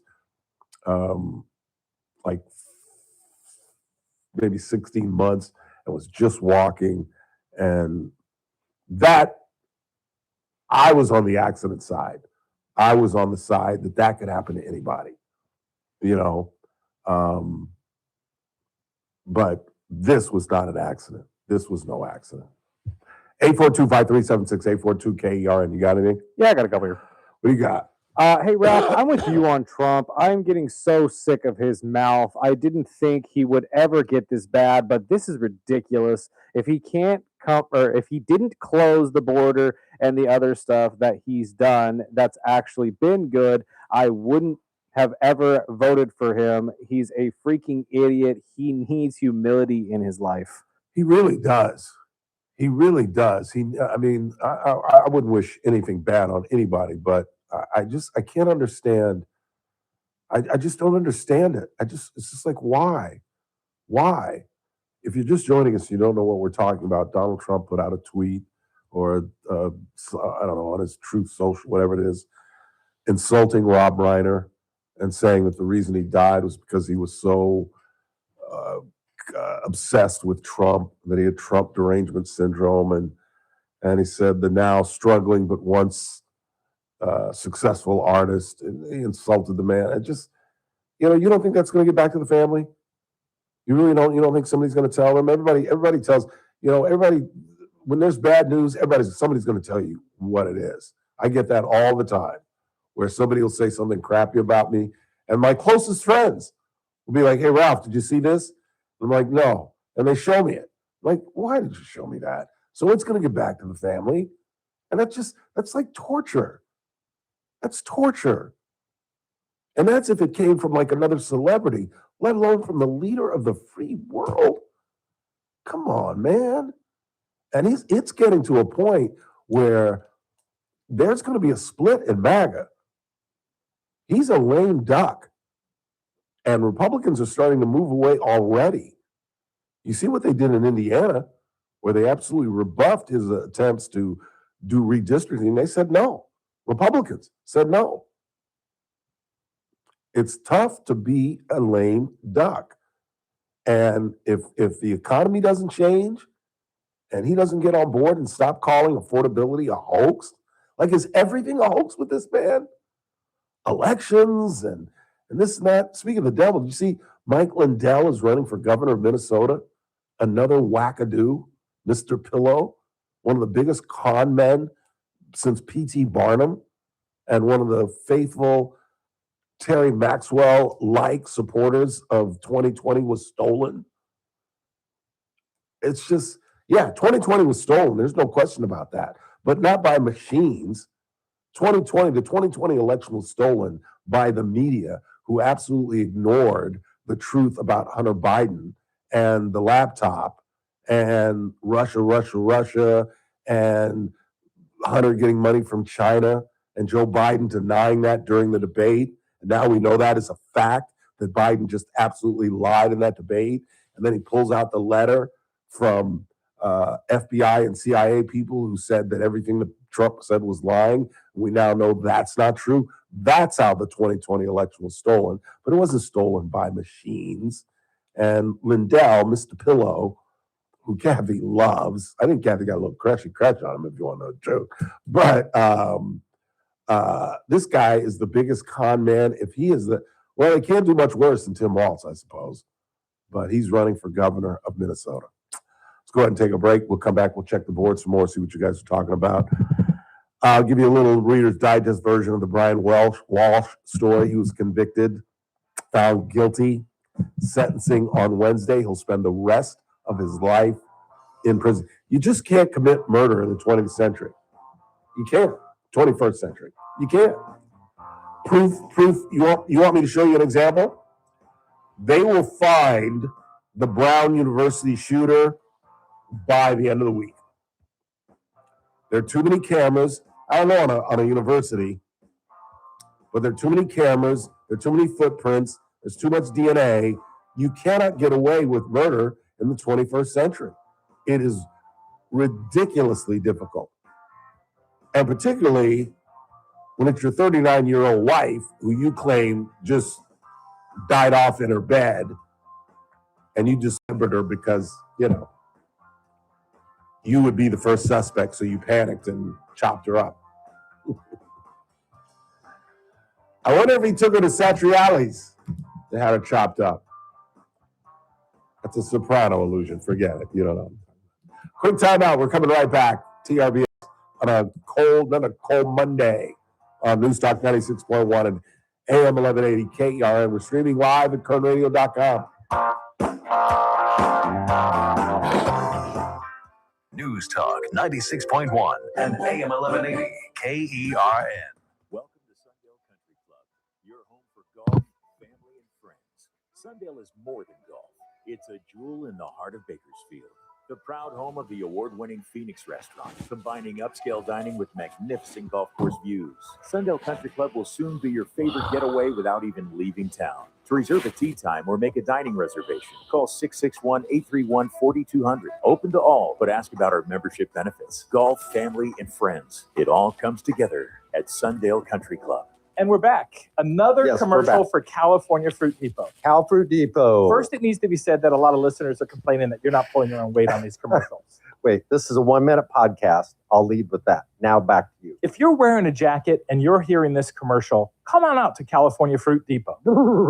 Come on out and see us. Not Christmas. Oranges. It's a jacket special. Dates, shakes, smoothies, all those things. They're available. What Come else on out. do You you can have out ship them to family and friends all over the country. Shipping available. Another thing I like to talk about is getting a jingle. Yes. We need a jingle. We do need it. All musicians, bands. Hey, if you got AI capabilities, send us an AI commercial. Submit it. For California Fruit Depot. Has to be radio friendly. California Fruit Depot. Got your citrus. Got your nuts. Come get some dates. Come get your dates. Send your jingle to citrusjinglecontest@gmail.com and come out to California Fruit Depot. Google us for directions, or you can visit us online at calfruitdepot.com. Hey, I made the commercial. Are the rising waters of expenses and debt threatening to drown you? Many people try to stay afloat by borrowing more money or using debt settlement programs, but those can take years. If you're trapped under credit card debt, medical bills, payday loans, or buy now, pay later plans, Chapter 7 bankruptcy could free you much sooner, in about 4 months and for a fraction of the cost. Stop the harassing calls and letters, rebuild your credit quickly, and clear the way for a fresh start. At Clean Slate BK Group, consumer Chapter 7 bankruptcies are all we do. We can help you erase credit card debt, medical bills, personal loans, even past due utility bills. Find out if you qualify at no cost and with no obligation. Go to csbk.com. This is an attorney advertisement. Your results may vary, and prior results do not guarantee a similar outcome. Clean Slate BK Group PC, located at 7 Penn Plaza, Suite 601, New York, 10001, is responsible for the content of this ad. For more information, visit csbk.com. That's csbk.com. Your clean slate starts here. Cashback is not available on gas in New Jersey and Wisconsin. $5,000.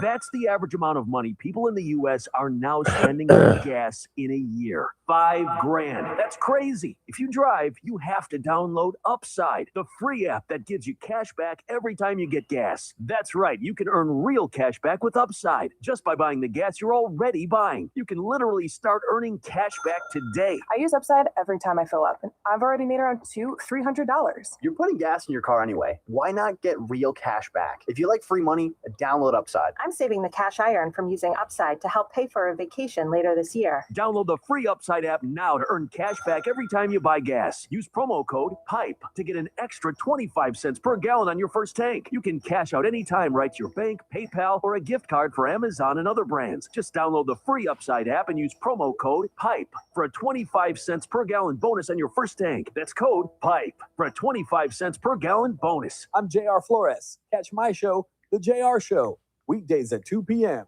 Now, back to the Ralph Bailey Show on News Talk 96.1 and AM 1180 KERN.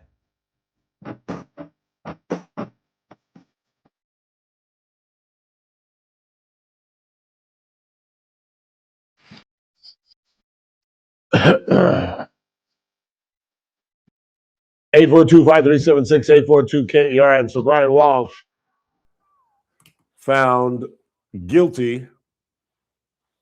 And you know when a man is guilty, when he absolutely just is not fazed by the verdict. You know what I'm saying? Please stand by. No emotions on the face Yeah. whatsoever when they say it.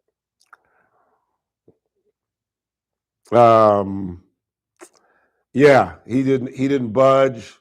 They escorted him out of court, and you know he knew what was going on. He was hang on, I want to read from the New York Post. Walsh was accused of killing Anna, 39, around New Year's Day 2023, and then dismembering and disposing of her body Jurors saw video of Brian by the dumpster near his mom's home, where investigators recovered a Tyvek suit. What the same hell is that? Tyvek? Look that up. I've never seen that word in my life. Pieces of a bloodstained rug, a hatchet. Oh, it's the hazmat suits. Oh, is that right? Yeah, just Okay. without the mask. Hacksaw, hatchet, bloodstained rug, and other items that experts testified had Anna's DNA on them. The panelists were also shown photos of the items retrieved from the trash. The jury also heard from 3 key witnesses, including William Fastow, the man with whom Anna had a romance with. That is, they claim, is the motive. The pair had 3 sons together. Fastow, the dead woman's lover, told jurors Anna was, quote, despondent, that she wasn't more involved with her kids as she was living and working in Washington, D.C., and traveling back and forth to Massachusetts on the weekends to be with Brian and their 3 sons. Brian was stuck in the Bay State under house arrest because of the criminal fraud case for which he owed nearly $500,000 in restitution and was facing prison time. Yeah, the dude was a grifter. He was a scam artist. He was selling Andy Warhol fakes as real and couldn't leave the state because he's a criminal.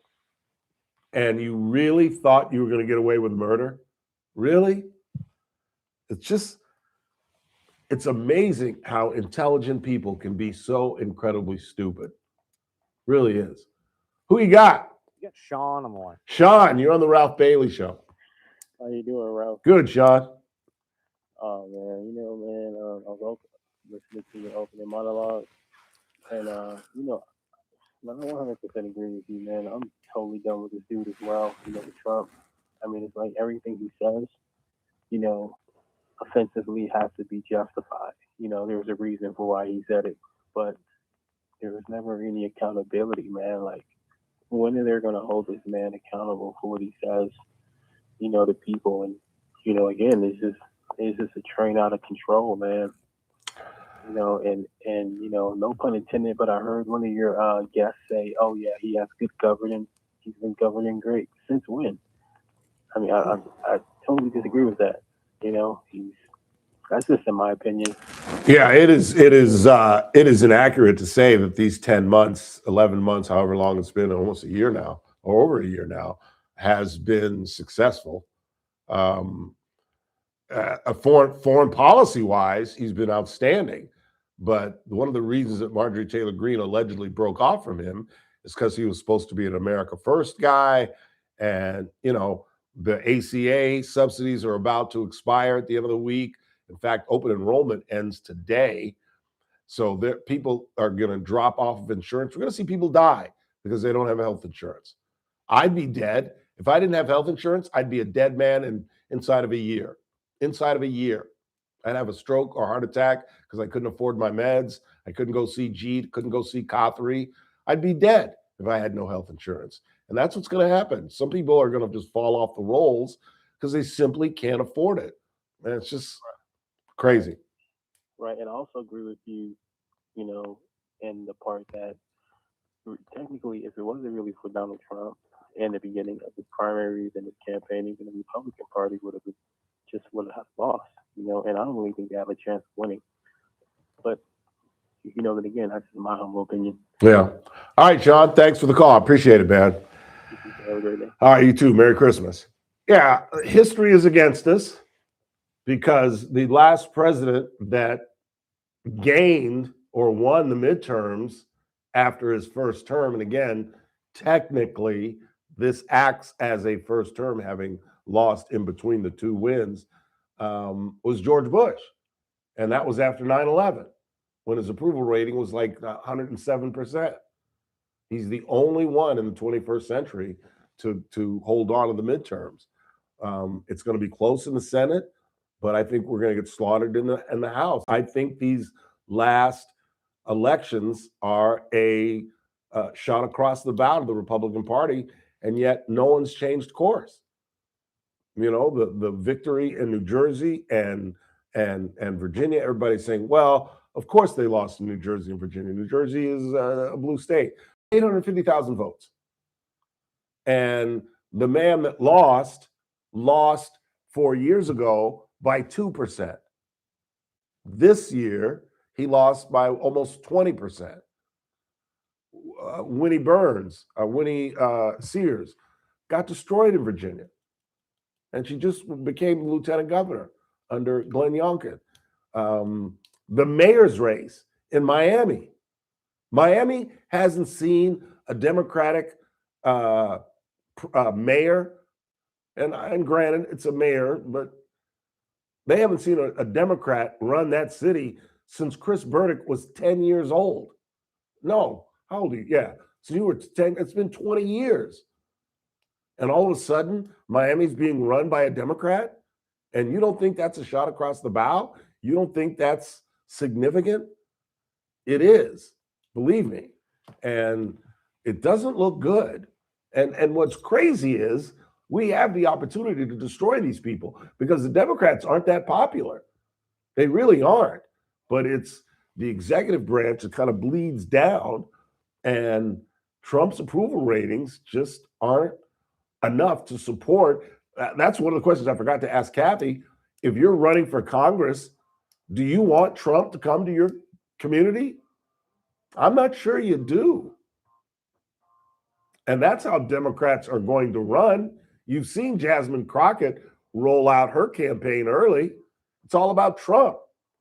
She's got a spot out running right now where it's just her, because she thinks she's hotter than Irish mustard. So it's just her kind of rotating and Trump saying how stupid she is. That might help her. But if Jasmine Crockett gets elected to the United States Senate, I'm moving to Canada. I will crawl on my belly out of this country. We take a quick time out, head into the final hour of the broadcast. Criminal defense attorney Clayton Campbell joins us next. This is AM 1180 KERN. Green Acres. This is 96.1 FM. Bakersfield. Online at KERNradio.com.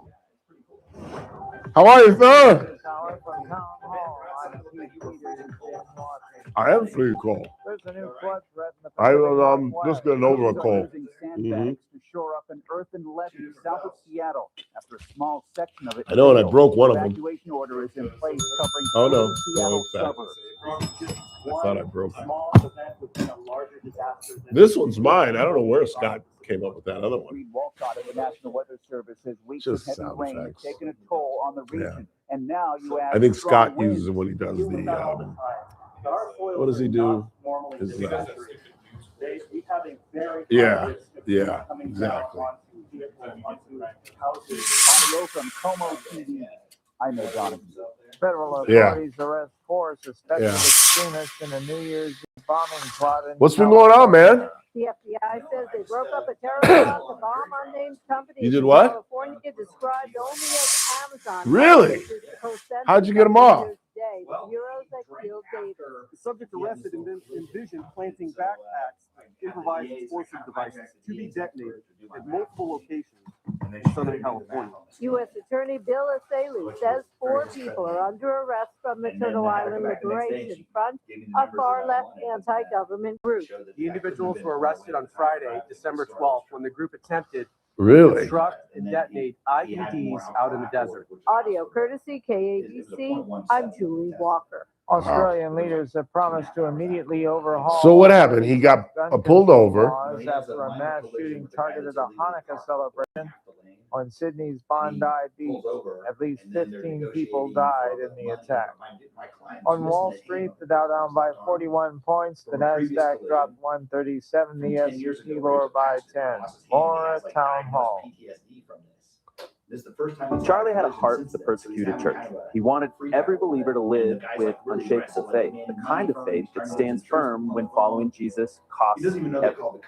That's why the Voice of the Martyrs is offering you a free copy of a powerful At the accident scene? called Extreme Devotion.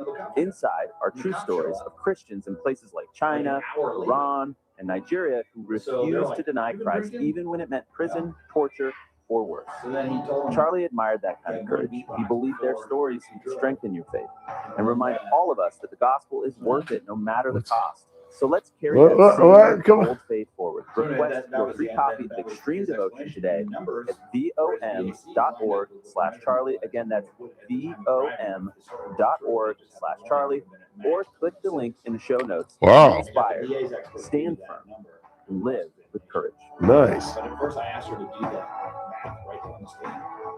And they were like, from the KERN Newsroom, your live and local news update on News Talk 96.1 and AM 1180 KERN. One more day for the prosecution. I'm Chris Davis. Seeing And she autopsy couldn't do it. photos of a child may have been tough on the jury in the Wow. Maya Hernandez trial last week. They also saw police interrogation video and heard from the medical professionals who dealt with Hernandez's children when police say they were left in the hot car. The prosecution is presenting evidence again today in that trial after 3 days off. Charges against Hernandez include second-degree murder and child cruelty.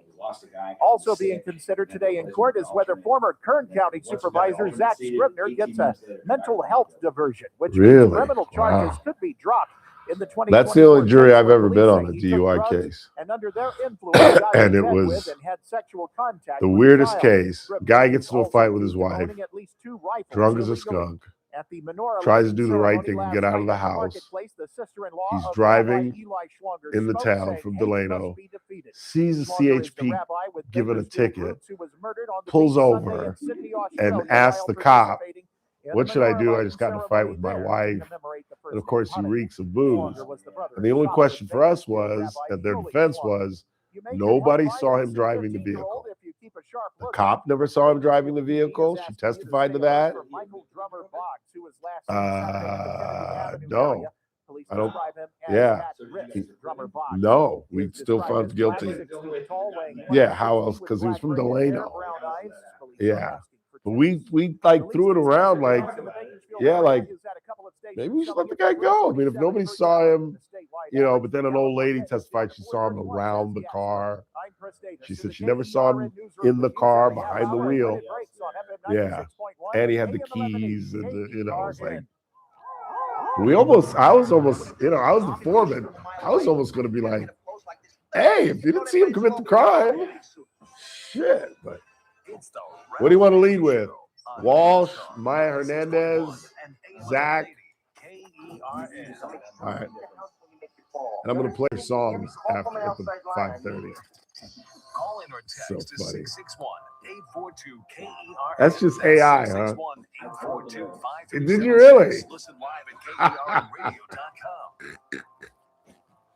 Now, the host you've been waiting all day for. Live from the KERN studio, here's Ralph Bailey. Final hour of the broadcast on this Monday, 15th day of December. Still lots to do. We'll talk a little sports at the bottom of the hour. Lindsey Vonn, at the age of 41, won a championship somewhere in Europe. I'll figure it out. But the good news is she has a very good chance of winning at least a medal in the Winter Olympics, which, again, is less than 8 weeks away, y'all. The Winter Olympics is starting like February, if you can believe that. Very excited about that. We'll talk about the Bears. They are for real.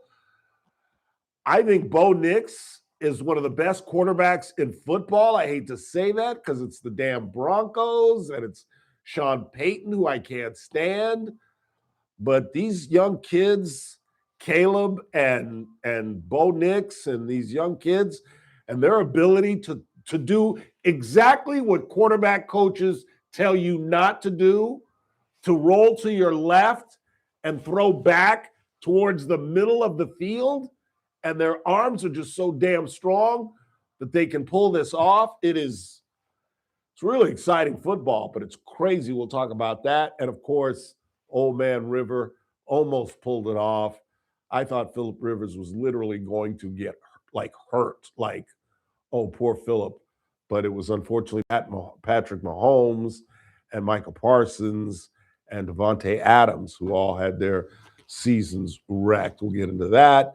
And I'll give you a little talk about PCHS, who lost their state championship in Division II by a missed field goal with seconds left in the ball game. It was a 27-24 defeat to St. Mary's, the Rams of St. Mary's. And I'm pretty sure I've made a request, but I've made it clear that if it's too soon or if Coach Carr doesn't want to come in to him, but he had both his brothers there, Darren and Derek, were on the sidelines, and it was just a tough loss for the Eagles.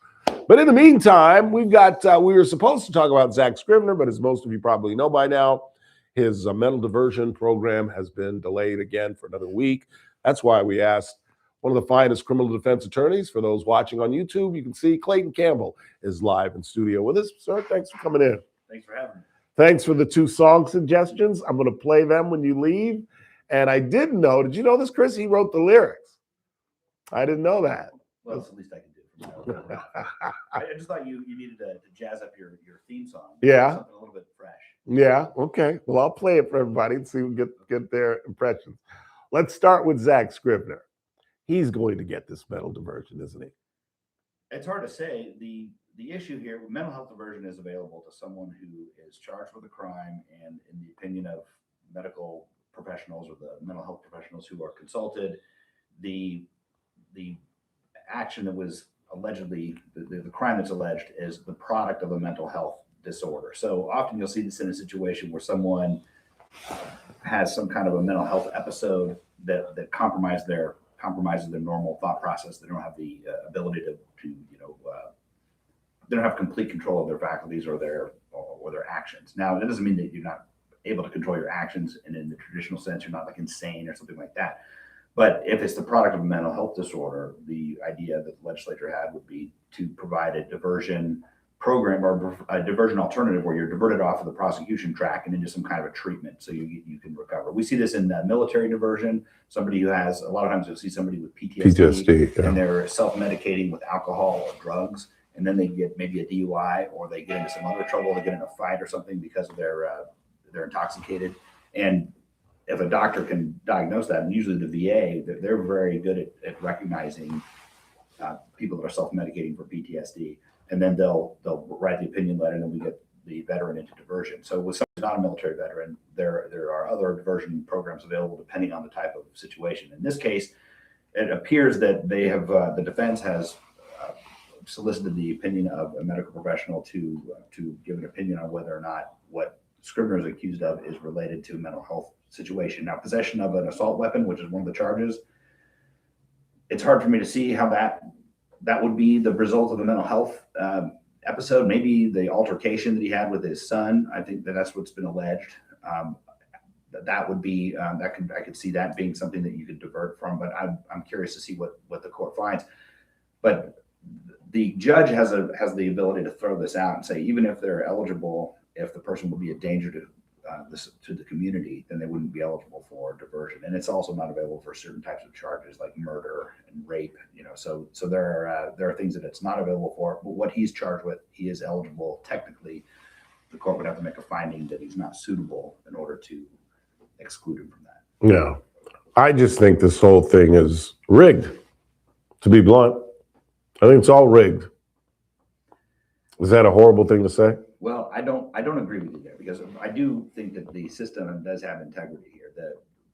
I know that a lot of people say that it's rigged or somehow there's something underhanded going on because Zach is related to the district attorney. The district attorney's office recused itself from the case. Right. This is all Rob Bonta. It's the attorney general. So if the attorney general has no fond feelings for Cindy Zimmer, I can tell you that right now. True. They do not like Cindy Zimmer.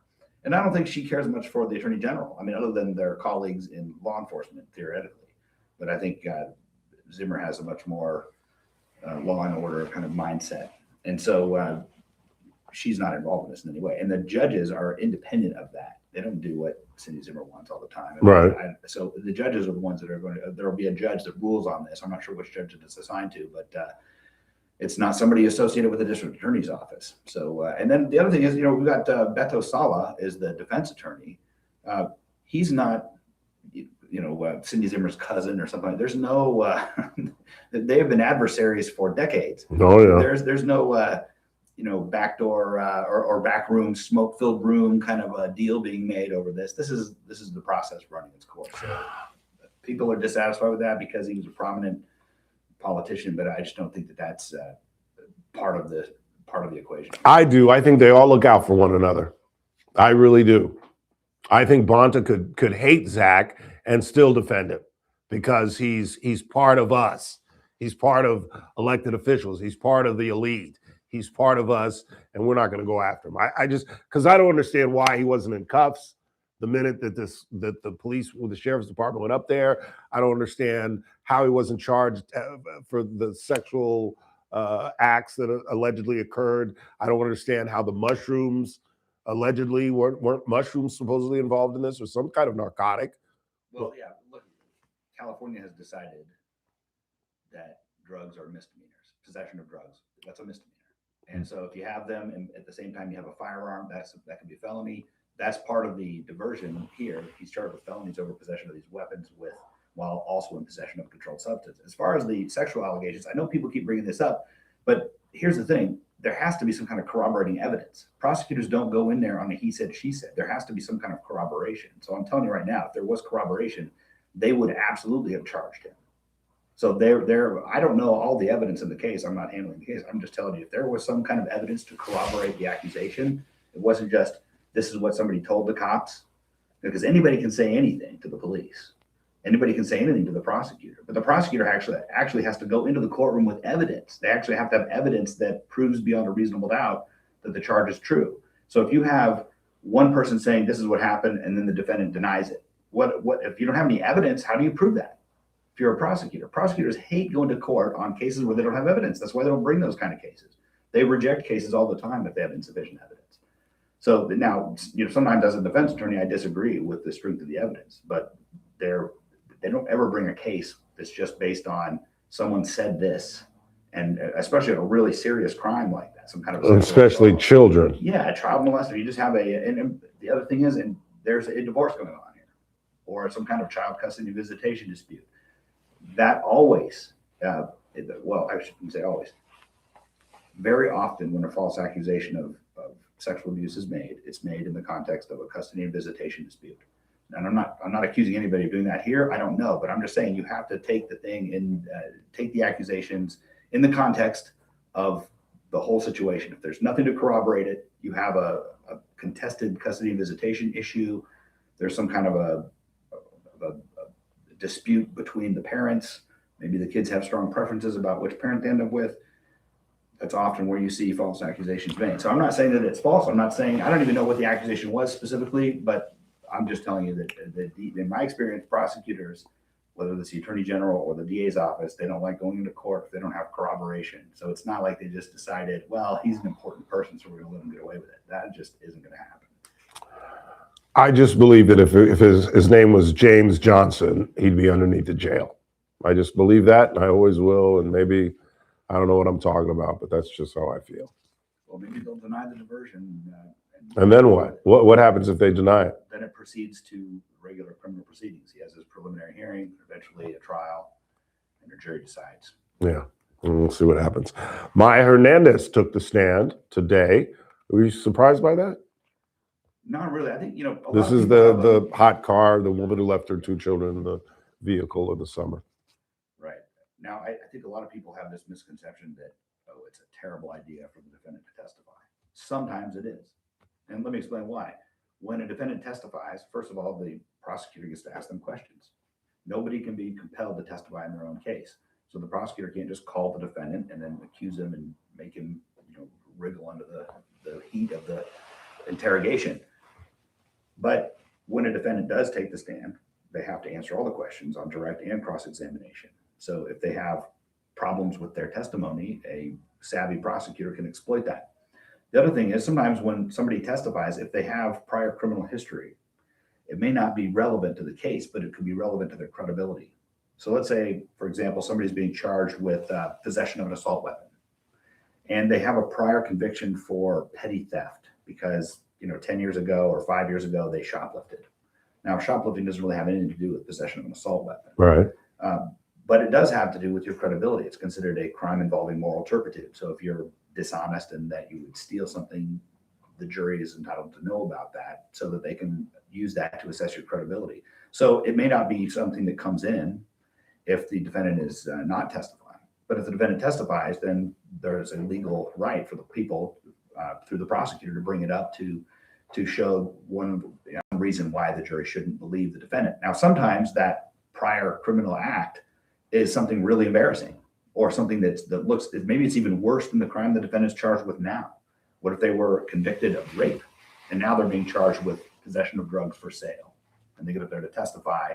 Well, I think we can all agree that as bad as it is to sell drugs, rape is a much worse crime. So the defendant might not want to testify if that rape conviction is coming in to impeach their credibility. So those are reasons that some defendants would not testify. Sometimes the defendant testifies anyway because they're not afraid of their past. Right. And I've had a lot of success putting a defendant on to testify. The jury usually likes to hear from the defendant. So if the defendant can testify, I'd like to put him on and let him do it. I think it was effective because I didn't think there was an adult on this planet that could have empathy for this woman.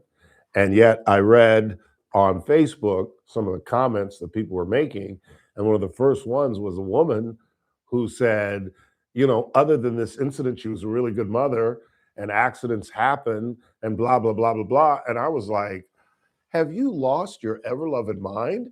And then I thought, well, damn, if she feels that way, putting her on the stand, and from what 17 reported at noon was that she just cried her way through her whole testimony, but maybe she will pull on the heartstrings of these people. Maybe they will perceive it as just a slip of the mind or an accident. I don't see how a 2-hour butt infusion is an accident. How you can leave a 2-year-old and a 1-year-old in a car, even to just put something in the mail, is beyond me. But maybe she can pull on the heartstrings of these people. What do you think?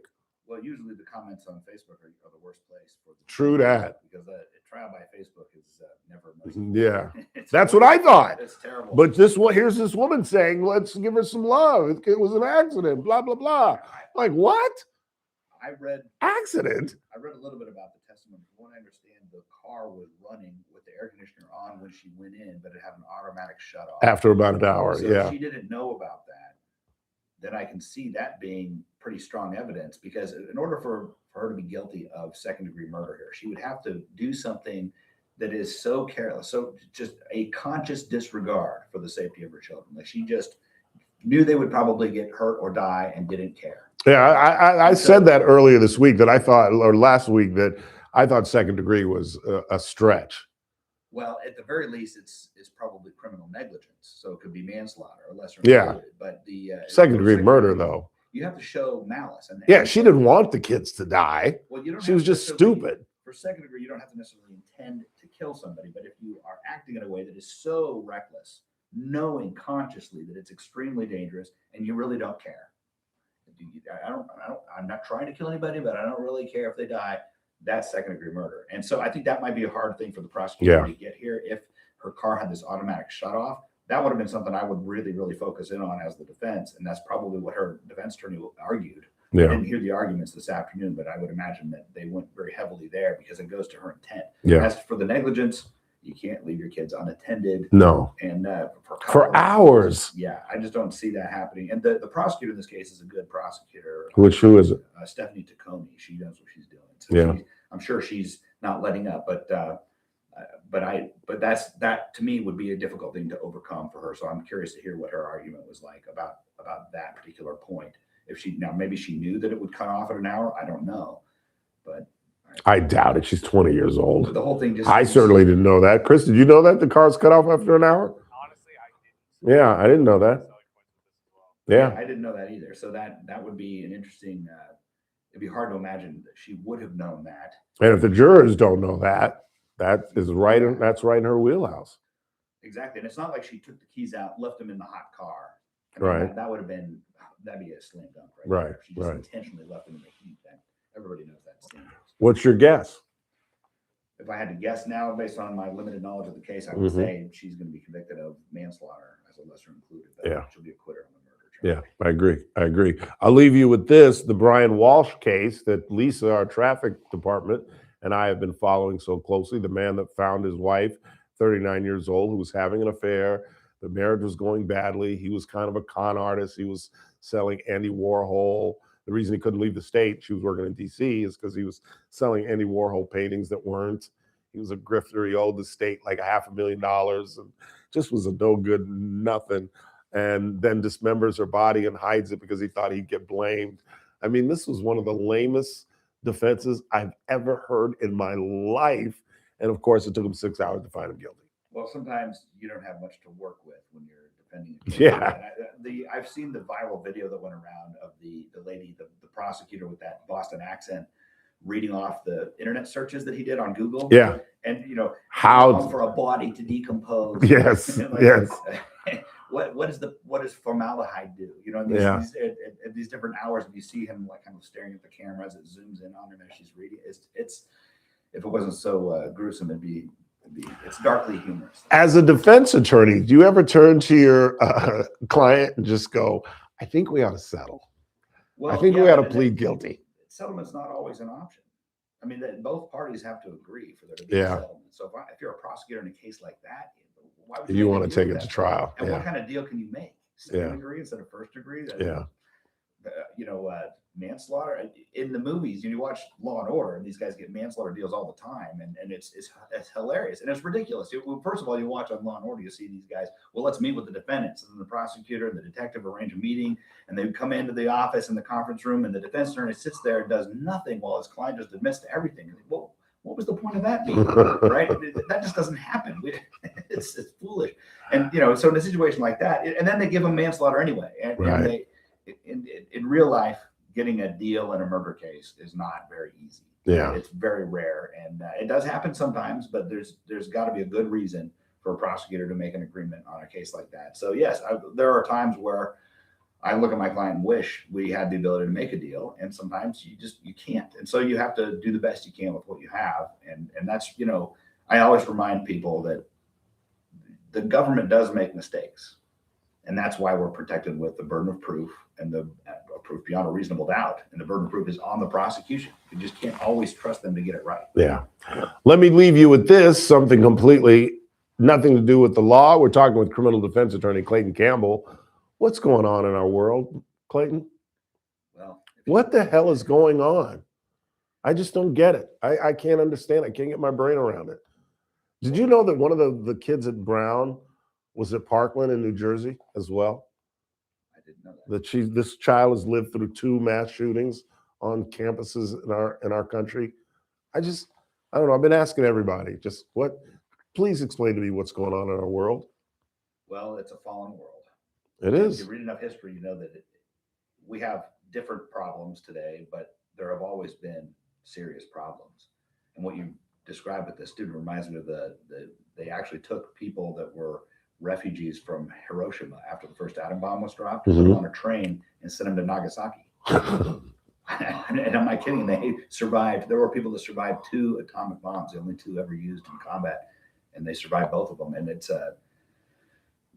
what are the odds that you'd be shipped there? I mean, of all places. And so anyway, there are just terrible things that have happened, and it doesn't minimize how bad they are now. But it's I think a lot of us have grown up, especially living in the United States of America, under this blanket of security and prosperity that our grandparents created for us.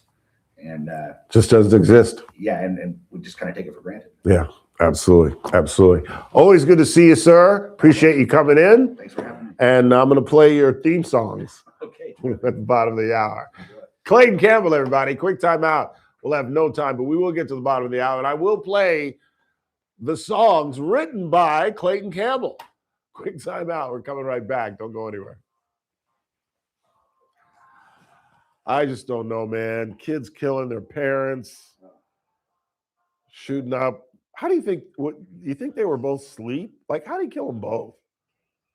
Or you kill Rob first, and then you could probably run down the mom. Probably. It reminds me of the Menendez brothers, really, just brutally murdering their parents. Yeah. Their mother's crawling away as they reload the shotgun. And they go outside and reload. Yeah. So our local guy, Tom Edmonds, he's on the Republican Central Committee. He was one of the detectives that arrested those guys. Really? Yeah, he went down to San Diego to figure out where they purchased the shotguns. And he found it. Is that where they went, San Diego? They used a friend's name, and they went, and so he went down and went to all the gun shops in San Diego, and they found the one where the friend's name was in the logbook as But I don't know how you can do that without showing ID. I guess it was a different era. Yeah. Now they're really thorough. Yeah. No, crazy. No kidding. All right, sir. Appreciate you coming in, man. Always good to see you. Thank you. Thank you. See you later. Hey man, how you doing? It's okay. Well, we'll hear the theme song I wrote for this guy's show. You're gonna want one of your own. I think I've heard The AI made the music, but I wrote the lyrics. Yeah, it's the one I did today. He's got two. Well, they're two versions of the same song. They're the same lyrics, but they're two versions. I figured you could pick. And there's plenty of there's plenty of space in there with no lyrics in case you want to kind of keep talking. You know. All right, I'm a player. All right, man. Enjoy. Thanks a lot. That's funny. Oh, hell, the game started already. I think Miami's going to beat them.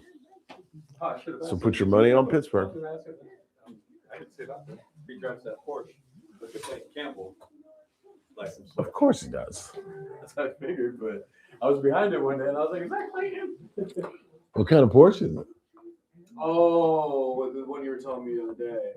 I thought you saw it outside. It's like, no, yeah, I was driving behind it on Mohawk or something like that. Yeah. It was, or it said Campbell Witten is what it was. No, a bumper sticker?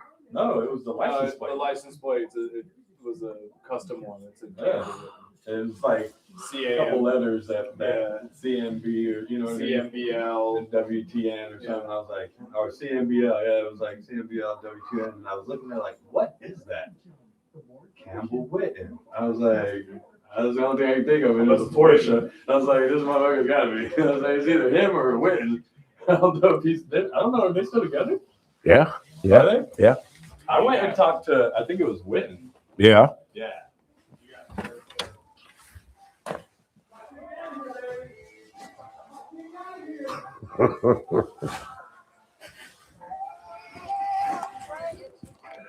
Bring your sweet lovin'. JR is writing his resignation letter. He's got his lottery ticket. He thinks he's out, as we are. We'll be right back.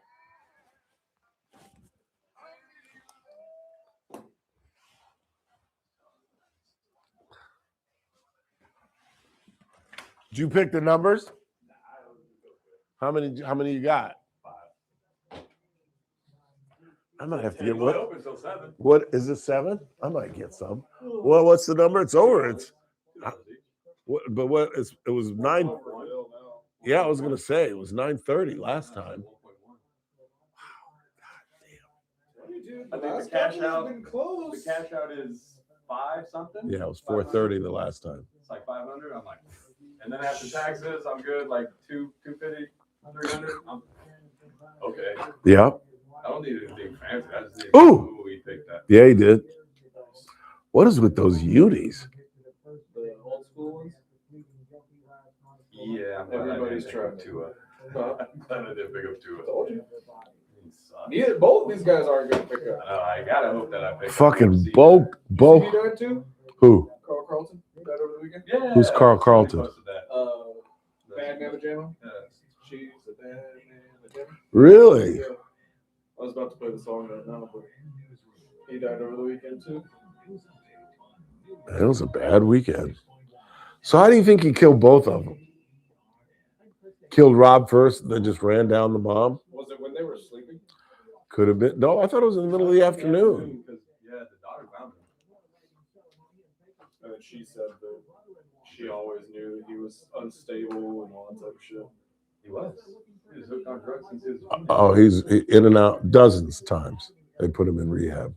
Homeless. Because that's what that audio is that you sent me, right? They try to do the hard love, huh? That's the audio that you sent me, right? It was from 2016. And Yeah. Rob and his son talked about him. After they did the movie together. Brought him back after, as they said, it looked like he'd been living for about a year.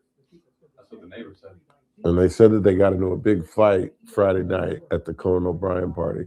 So TMZ's all over it. The Conan O'Brien Christmas party.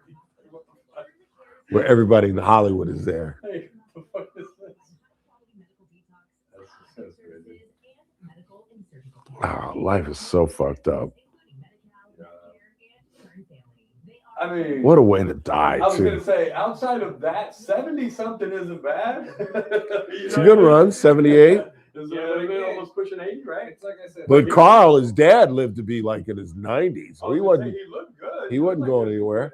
He was. Because they just did that spinal tap. Uh-huh. He looked. He was. Yeah. All the pictures look good. Yeah. He wasn't going anywhere. Except for the boy. Because every picture I look at now with the family, he always looks sideways. Really? Always, look at all the pictures that whatever article I was reading, I'm just looking at the pictures that they were using. Whenever he was in a family photo, he just looked off, dude.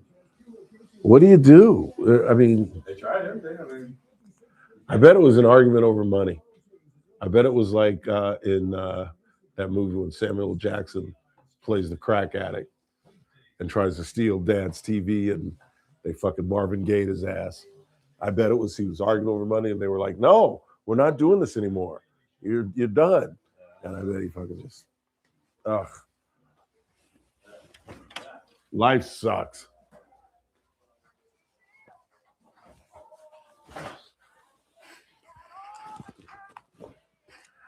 Eight 842-5376, 842-KERN. So you guys want to hear, oh, Lord, somebody else died. South Carolina legend Steve Tannehill, known for iconic home run touchdown celebration, dead at 52. Good Googly Moogly. All right, here are the AI-produced, but lyrics written by Clayton Campbell for a suggestion for new theme songs for the Ralph Bailey Show.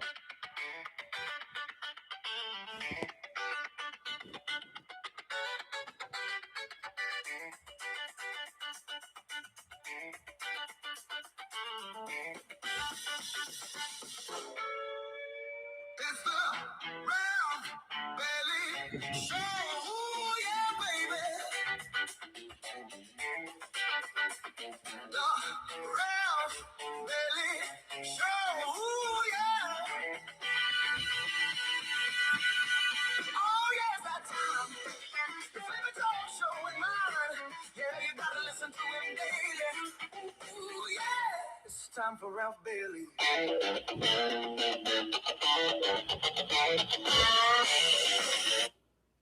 What the hell?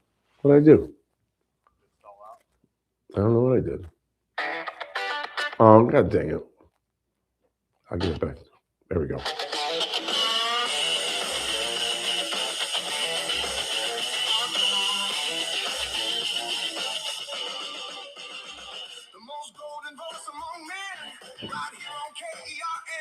Ha!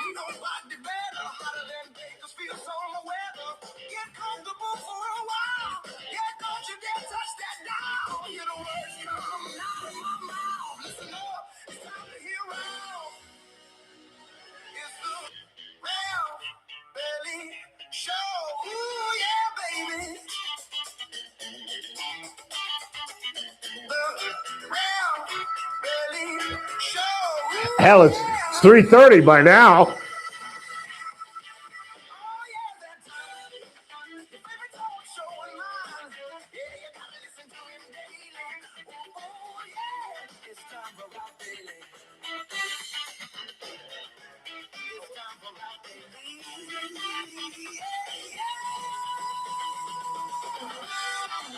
All right, that's one version. Here's another version. Same lyrics, but different.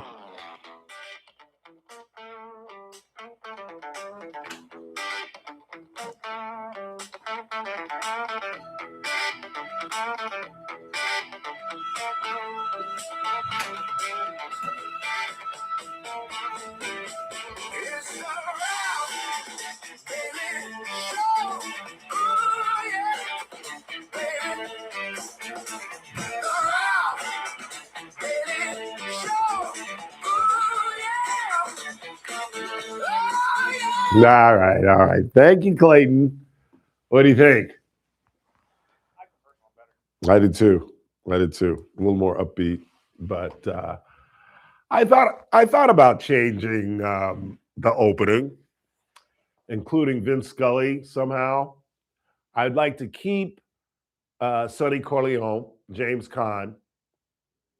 Maybe get rid of Goodfellas. the Ray Liotta portion of the intro. Maybe throw in some more Sinatra. I don't know. And we're doing more music next in 2026. When I get back from vacation, we're expanding our musical tones on the program. 842-376, 842-KERN. I got the hiccups. Who you got? Nobody, but they just gave me a pretty interesting idea for a song for you as well. What do you got? I'm going to take the Jimi Hendrix song, Hey Joe, and just change it into Hey Ralph. Hey, Joe. How does that? I can't. Where you go with that radio? That's funny. Hey, Ralph. Nothing rhymes with Ralph, though. What rhymes with Ralph other than mouth?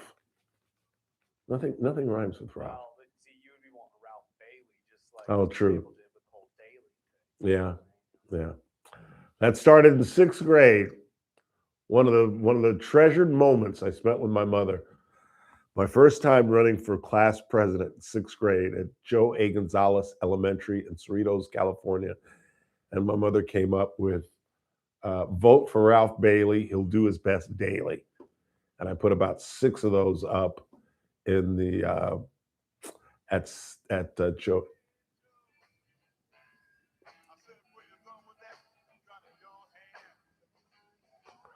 Great song. See, this is where we're going to start. This kind of music we're going to play in 2026. I'm going to the 20th century. We're going to play a little more Fitty. Might even play some Sean P. Combs. We might have to do some Diddy. I don't know. I just want to expand. I just want to. Yeah. I'm almost done. I can't. It's hard to watch. It really is. I mean, it's just I don't want to watch him. I don't want to hear him. I don't want to see him. Yes, and the fact that he's filming himself, so it's all an act, and he's just such a POS, and he's just such a. I prefer watching just old interviews of him. Like there's a great interview that's running on Reels now, where he's with Charlemagne the God at the Breakfast Club, and they're talking about how 50 Cent came in and talked about how Sean asked him to take him shopping. And Combs is like, yeah, I asked him. I thought he needed some clothes. I'm just a good guy. And they're like, you do know he hates you, right?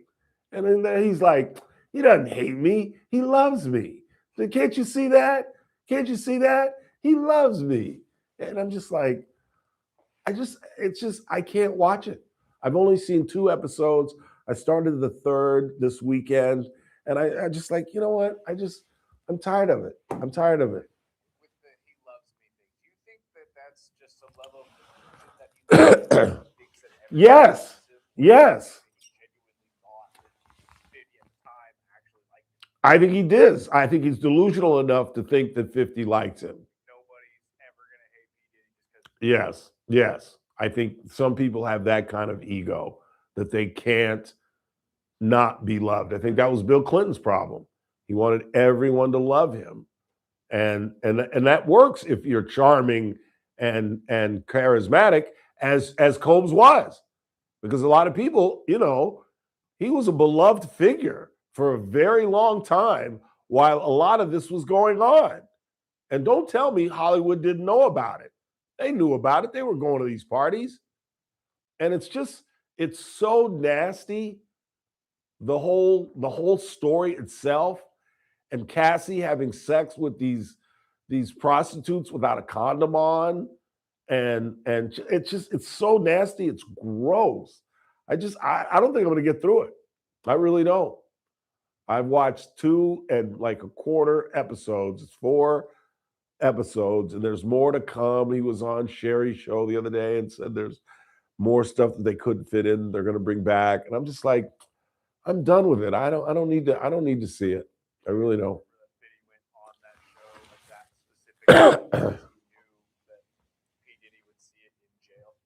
Really? What? No, what's his deal? What's his obsession with Diddy? Then go on about your life, man. And he got away with it. Yeah. And he was. He absolutely was. He absolutely was. 842-5376, 842-KERN. What do you got?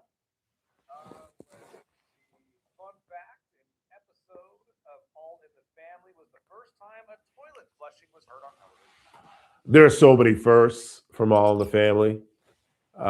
It was I was always, I don't know if the word's torment is right, but I was always, I don't know what the word is, confounded, befuddled. I was just confused at how I loved Archie Bunker. I loved Archie Bunker. And I thought I was so stupid as a little kid that we had Gary Rainwater was one of my best friends when I lived in Cerritos, and his father was Archie Bunker. I was not allowed in their home. Gary was not allowed in my home, although he would come in my house, but he couldn't tell his father. And his dad wore a belt and suspenders. I never saw the man not in a t-shirt. He was the caricature of art. And I honestly thought that that's what he was based upon. And I still loved Archie Bunker. As ignorant and as bigoted as he was, the writing was so good, he was still lovable. And how he treated Edith, and, where you're telling your wife to shut up, stifle was his word, which improved my vocabulary because I was like, what the hell does stifle mean? But I think it's one of the greatest shows on television. And I think it's the single most important show on television. It started talking about rape and abortion and race and just everything. There was nothing off limits to I almost said Norm Van Brocklin. Norman Lear. Oh, I was going to play the game and I said it accidentally. I meant to say Norm Nixon. Norman who? Who the hell is Norman Reedus? The guy from Walking Dead and from You're talking Japanese. two fantastic things. What was the first one? Well, Walking Dead, actually, you may not be a zombie show. Yeah. Boondock Saints, you will definitely. Yeah? What's it about? Kind of Irish mobsters. Okay, there you go. I can read that. I was watching Mobsters this weekend. What was I watching? More Irish hitmen, but, it kind of dances on that line. Yeah. All right, let's go ahead and take our final break. Oh, the day. Tomorrow is a Tuesday. Teresa Golder will be with us. And we'll have more on the Maya Hernandez case. She took the stand today, so we'll have some testimony to go over tomorrow. And we may even talk about that with Teresa Golder. But in the meantime, we'll go ahead and take our final break of the day. I'm about to jump back into bed. Feeling okay. Still a little achy. Still a little stuffed up. I don't know if you can hear that. But boy, howdy, did I sleep. I woke up at 7 Saturday morning. Got up, went to the bathroom. I'm like weird. I go into my refrigerator and just look. And I'm like, what are you looking at? You gonna have a Band-Aid sandwich? Close that.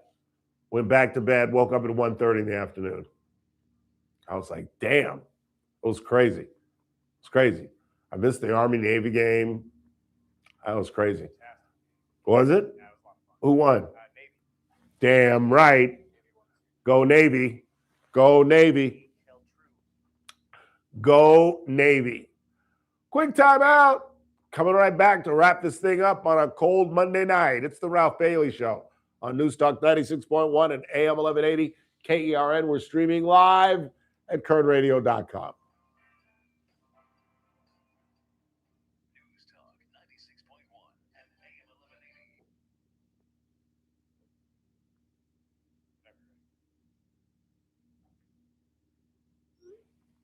Oh.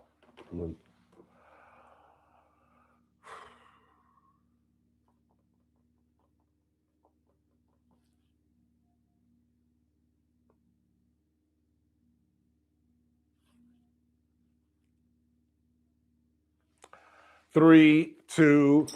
The Raiders got a big victory this weekend. No, we lost. Oh, we lost 31-0. But it's a victory because now we can draft Heisman Trophy winner Fernando Mendez. But let me tell you something. This is the what? Damn. 3-2. What did I say? Oh, 3-2. The Raiders got a victory this weekend. No, we lost 31-0, but it's a victory because we're still in place to draft Heisman Trophy winner Fernando Mendoza. But let me make it clear, this is the worst Raider team in the organization's history. 3-2. It's that man again. Look what's coming up on the Tuesday TRBS. We'll have more on Maya Hernandez, the hot car mom, her testimony. She took the stand on Monday. Plus, our former federal magistrate judge, Teresa Golder, joins us. All that, me at 3. It's TRBS, News Talk 96.1 and AM 1180 KERN. I'll see you at 3.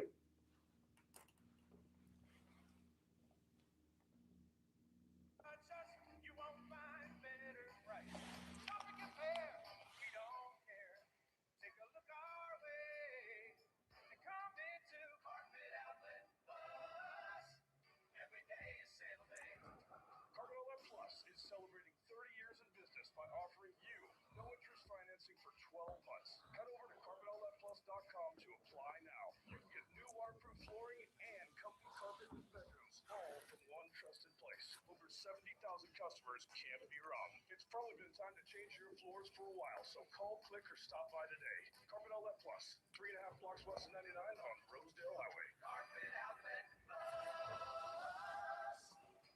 Every day is sale day. Do you owe $10,000 or more to the IRS like Joe? I started a woodworking business. I was able to build beautiful furniture, but had no handle on the business side of things, so quickly fell behind in my taxes. 1 year of being behind in taxes quickly turned into 5 years. I ended up owing almost $37,000. Then Joe found Tax Relief Advocates. I would hear ads for tax relief advocates. One day it just clicked. This is my exact situation that I'm in. So I wrote down the number and called from the car when I got home that day. TRA saved me 99% of the IRS, and that brought a huge sense of relief. If you owe 10 or even hundreds of thousands of dollars to the IRS, don't lose hope. Do what Joe did and call TRA for a consultation. I'm really happy that I made that call, and I finally felt like I could breathe again. Visit TRA.com or call 800-484-4743. 800-484-4743. That's 800-484-4743. Must qualify for enrollment. Results may vary. The Clay Travis and Buck Sexton Show, live 9 to noon. Now back to the Ralph Bailey Show on News Talk 96.1 and AM 1180 KERN.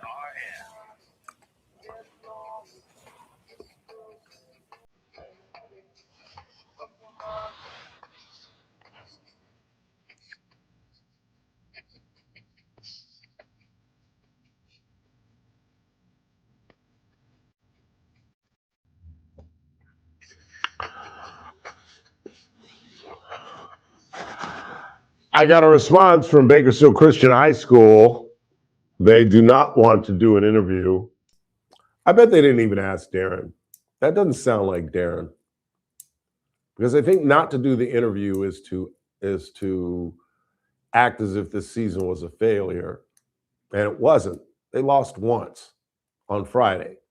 It was an incredibly successful season. It's an incredibly successful program. And losing is a part of life. You've got to learn how to lose, just like you got to learn how to win. I'd be willing to bet all the $97 in my bank account right now that they didn't ask Darren, that it's the staff that's saying, no, we're letting, because they said that, and I'm not trying to criticize them. I said in my request, hey, if coach doesn't want to do it, if it's too soon, or if he doesn't want to do it at all, I would understand. But, and I don't know Darren that well. I've met him 7 or 8 times since he's come in here. But I get it. Maybe not this week, maybe next week or the week after, but just to say no, it doesn't sound like Darren Carr.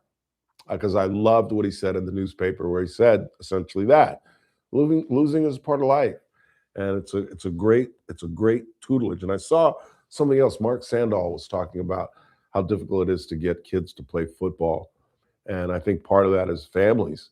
A lot of that is parents who just don't want their kids to play football for fear of PTSD. You know, the kid that went up and shot up. He was trying to shoot up the NFL offices in New York, but he went to the wrong floor. That was a high school football player. He didn't play college football. He played high school football and had CTE. So a lot of parents, particularly with the rise in lacrosse and other sports, and the way parents are kind of laning their kids, I call it. They put them in one lane, and if you're a baseball star, you play baseball year-round. And if you're a basketball star, you play basketball year-round. Which I think is an absolute disservice to the kids. I really do. And I think of all the sports that I played, again, I went to a tiny little high school. I wasn't that great an athlete. I thought I was, but learned in college that I really, really wasn't. I just was playing with a bunch of rich white kids who weren't great athletes. And at the time, this is in the 70s. And one of the greatest experiences of my life is playing football. You learn a lot about yourself. You really do.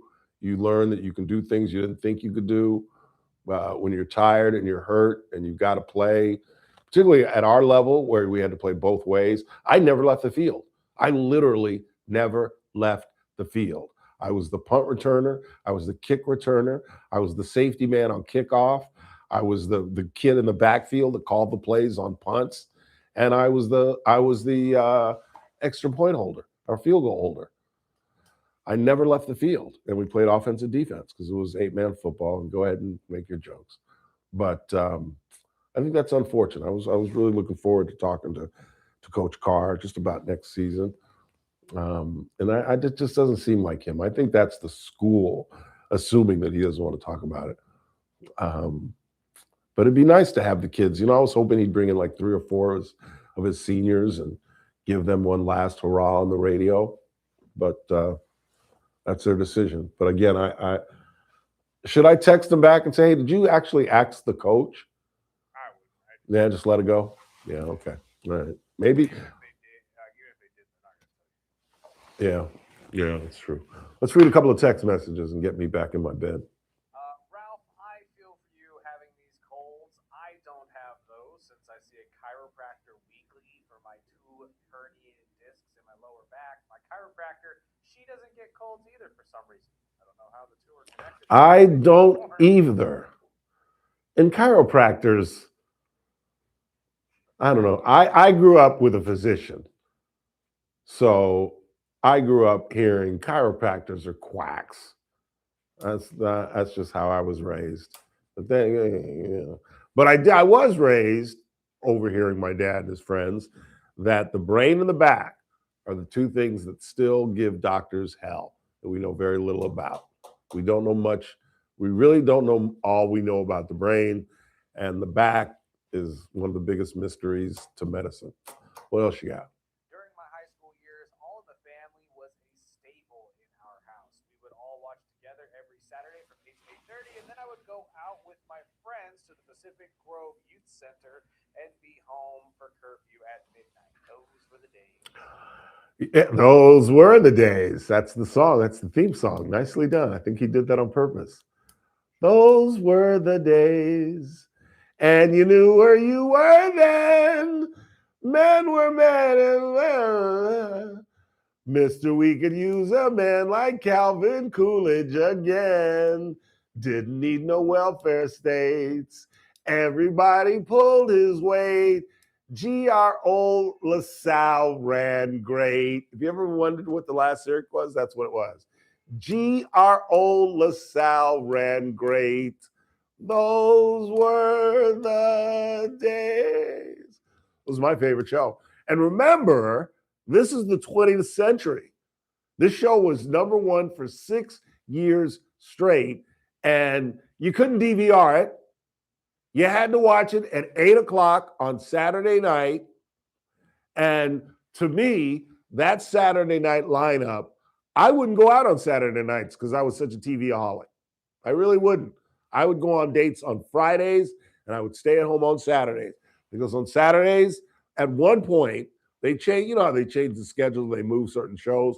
But at one point, it was All in the Family. Then it was, I think, Bob Newhart. And then it was Mary Tyler Moore. And then I forget what was the 9:30 show. And then 10 o'clock was Carol Burnett. And that's for a 13, 14, 15-year-old kid, that's an entertaining Saturday night.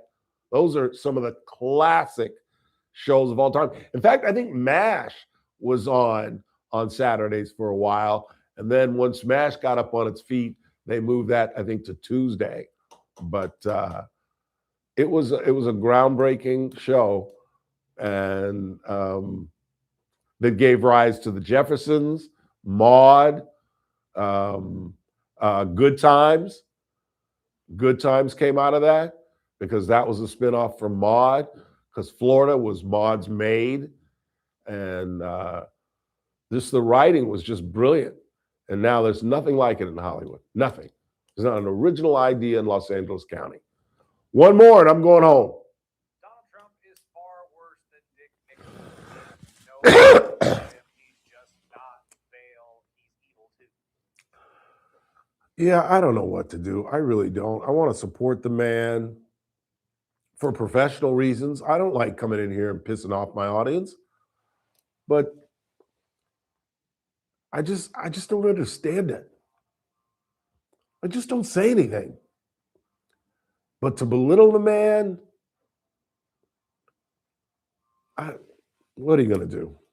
Want to thank Clayton Campbell for coming in on this cold Monday night, Kathy Abernathy, and our good friend Rick Bentley as well. And tomorrow, of course, Teresa Goldner highlights the broadcast. In the meantime, for Chris Burdick, I'm Ralph Bailey. That's what's really going on. I'll wrap you tomorrow.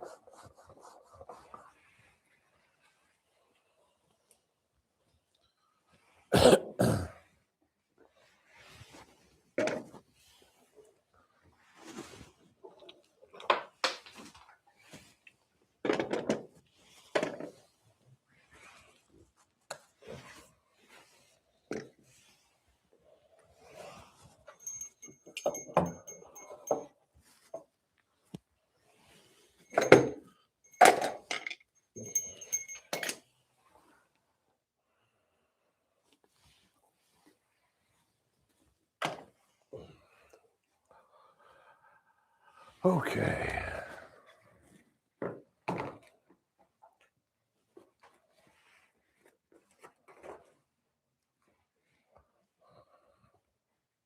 Oh, shit. See you guys. Forgot all about you. Almost took this microphone home. Now that would have been funny. You guys could have eavesdropped on my whole night. Hear me farting and scratching and carrying on? That was fun. Thanks for listening. We'll see you tomorrow.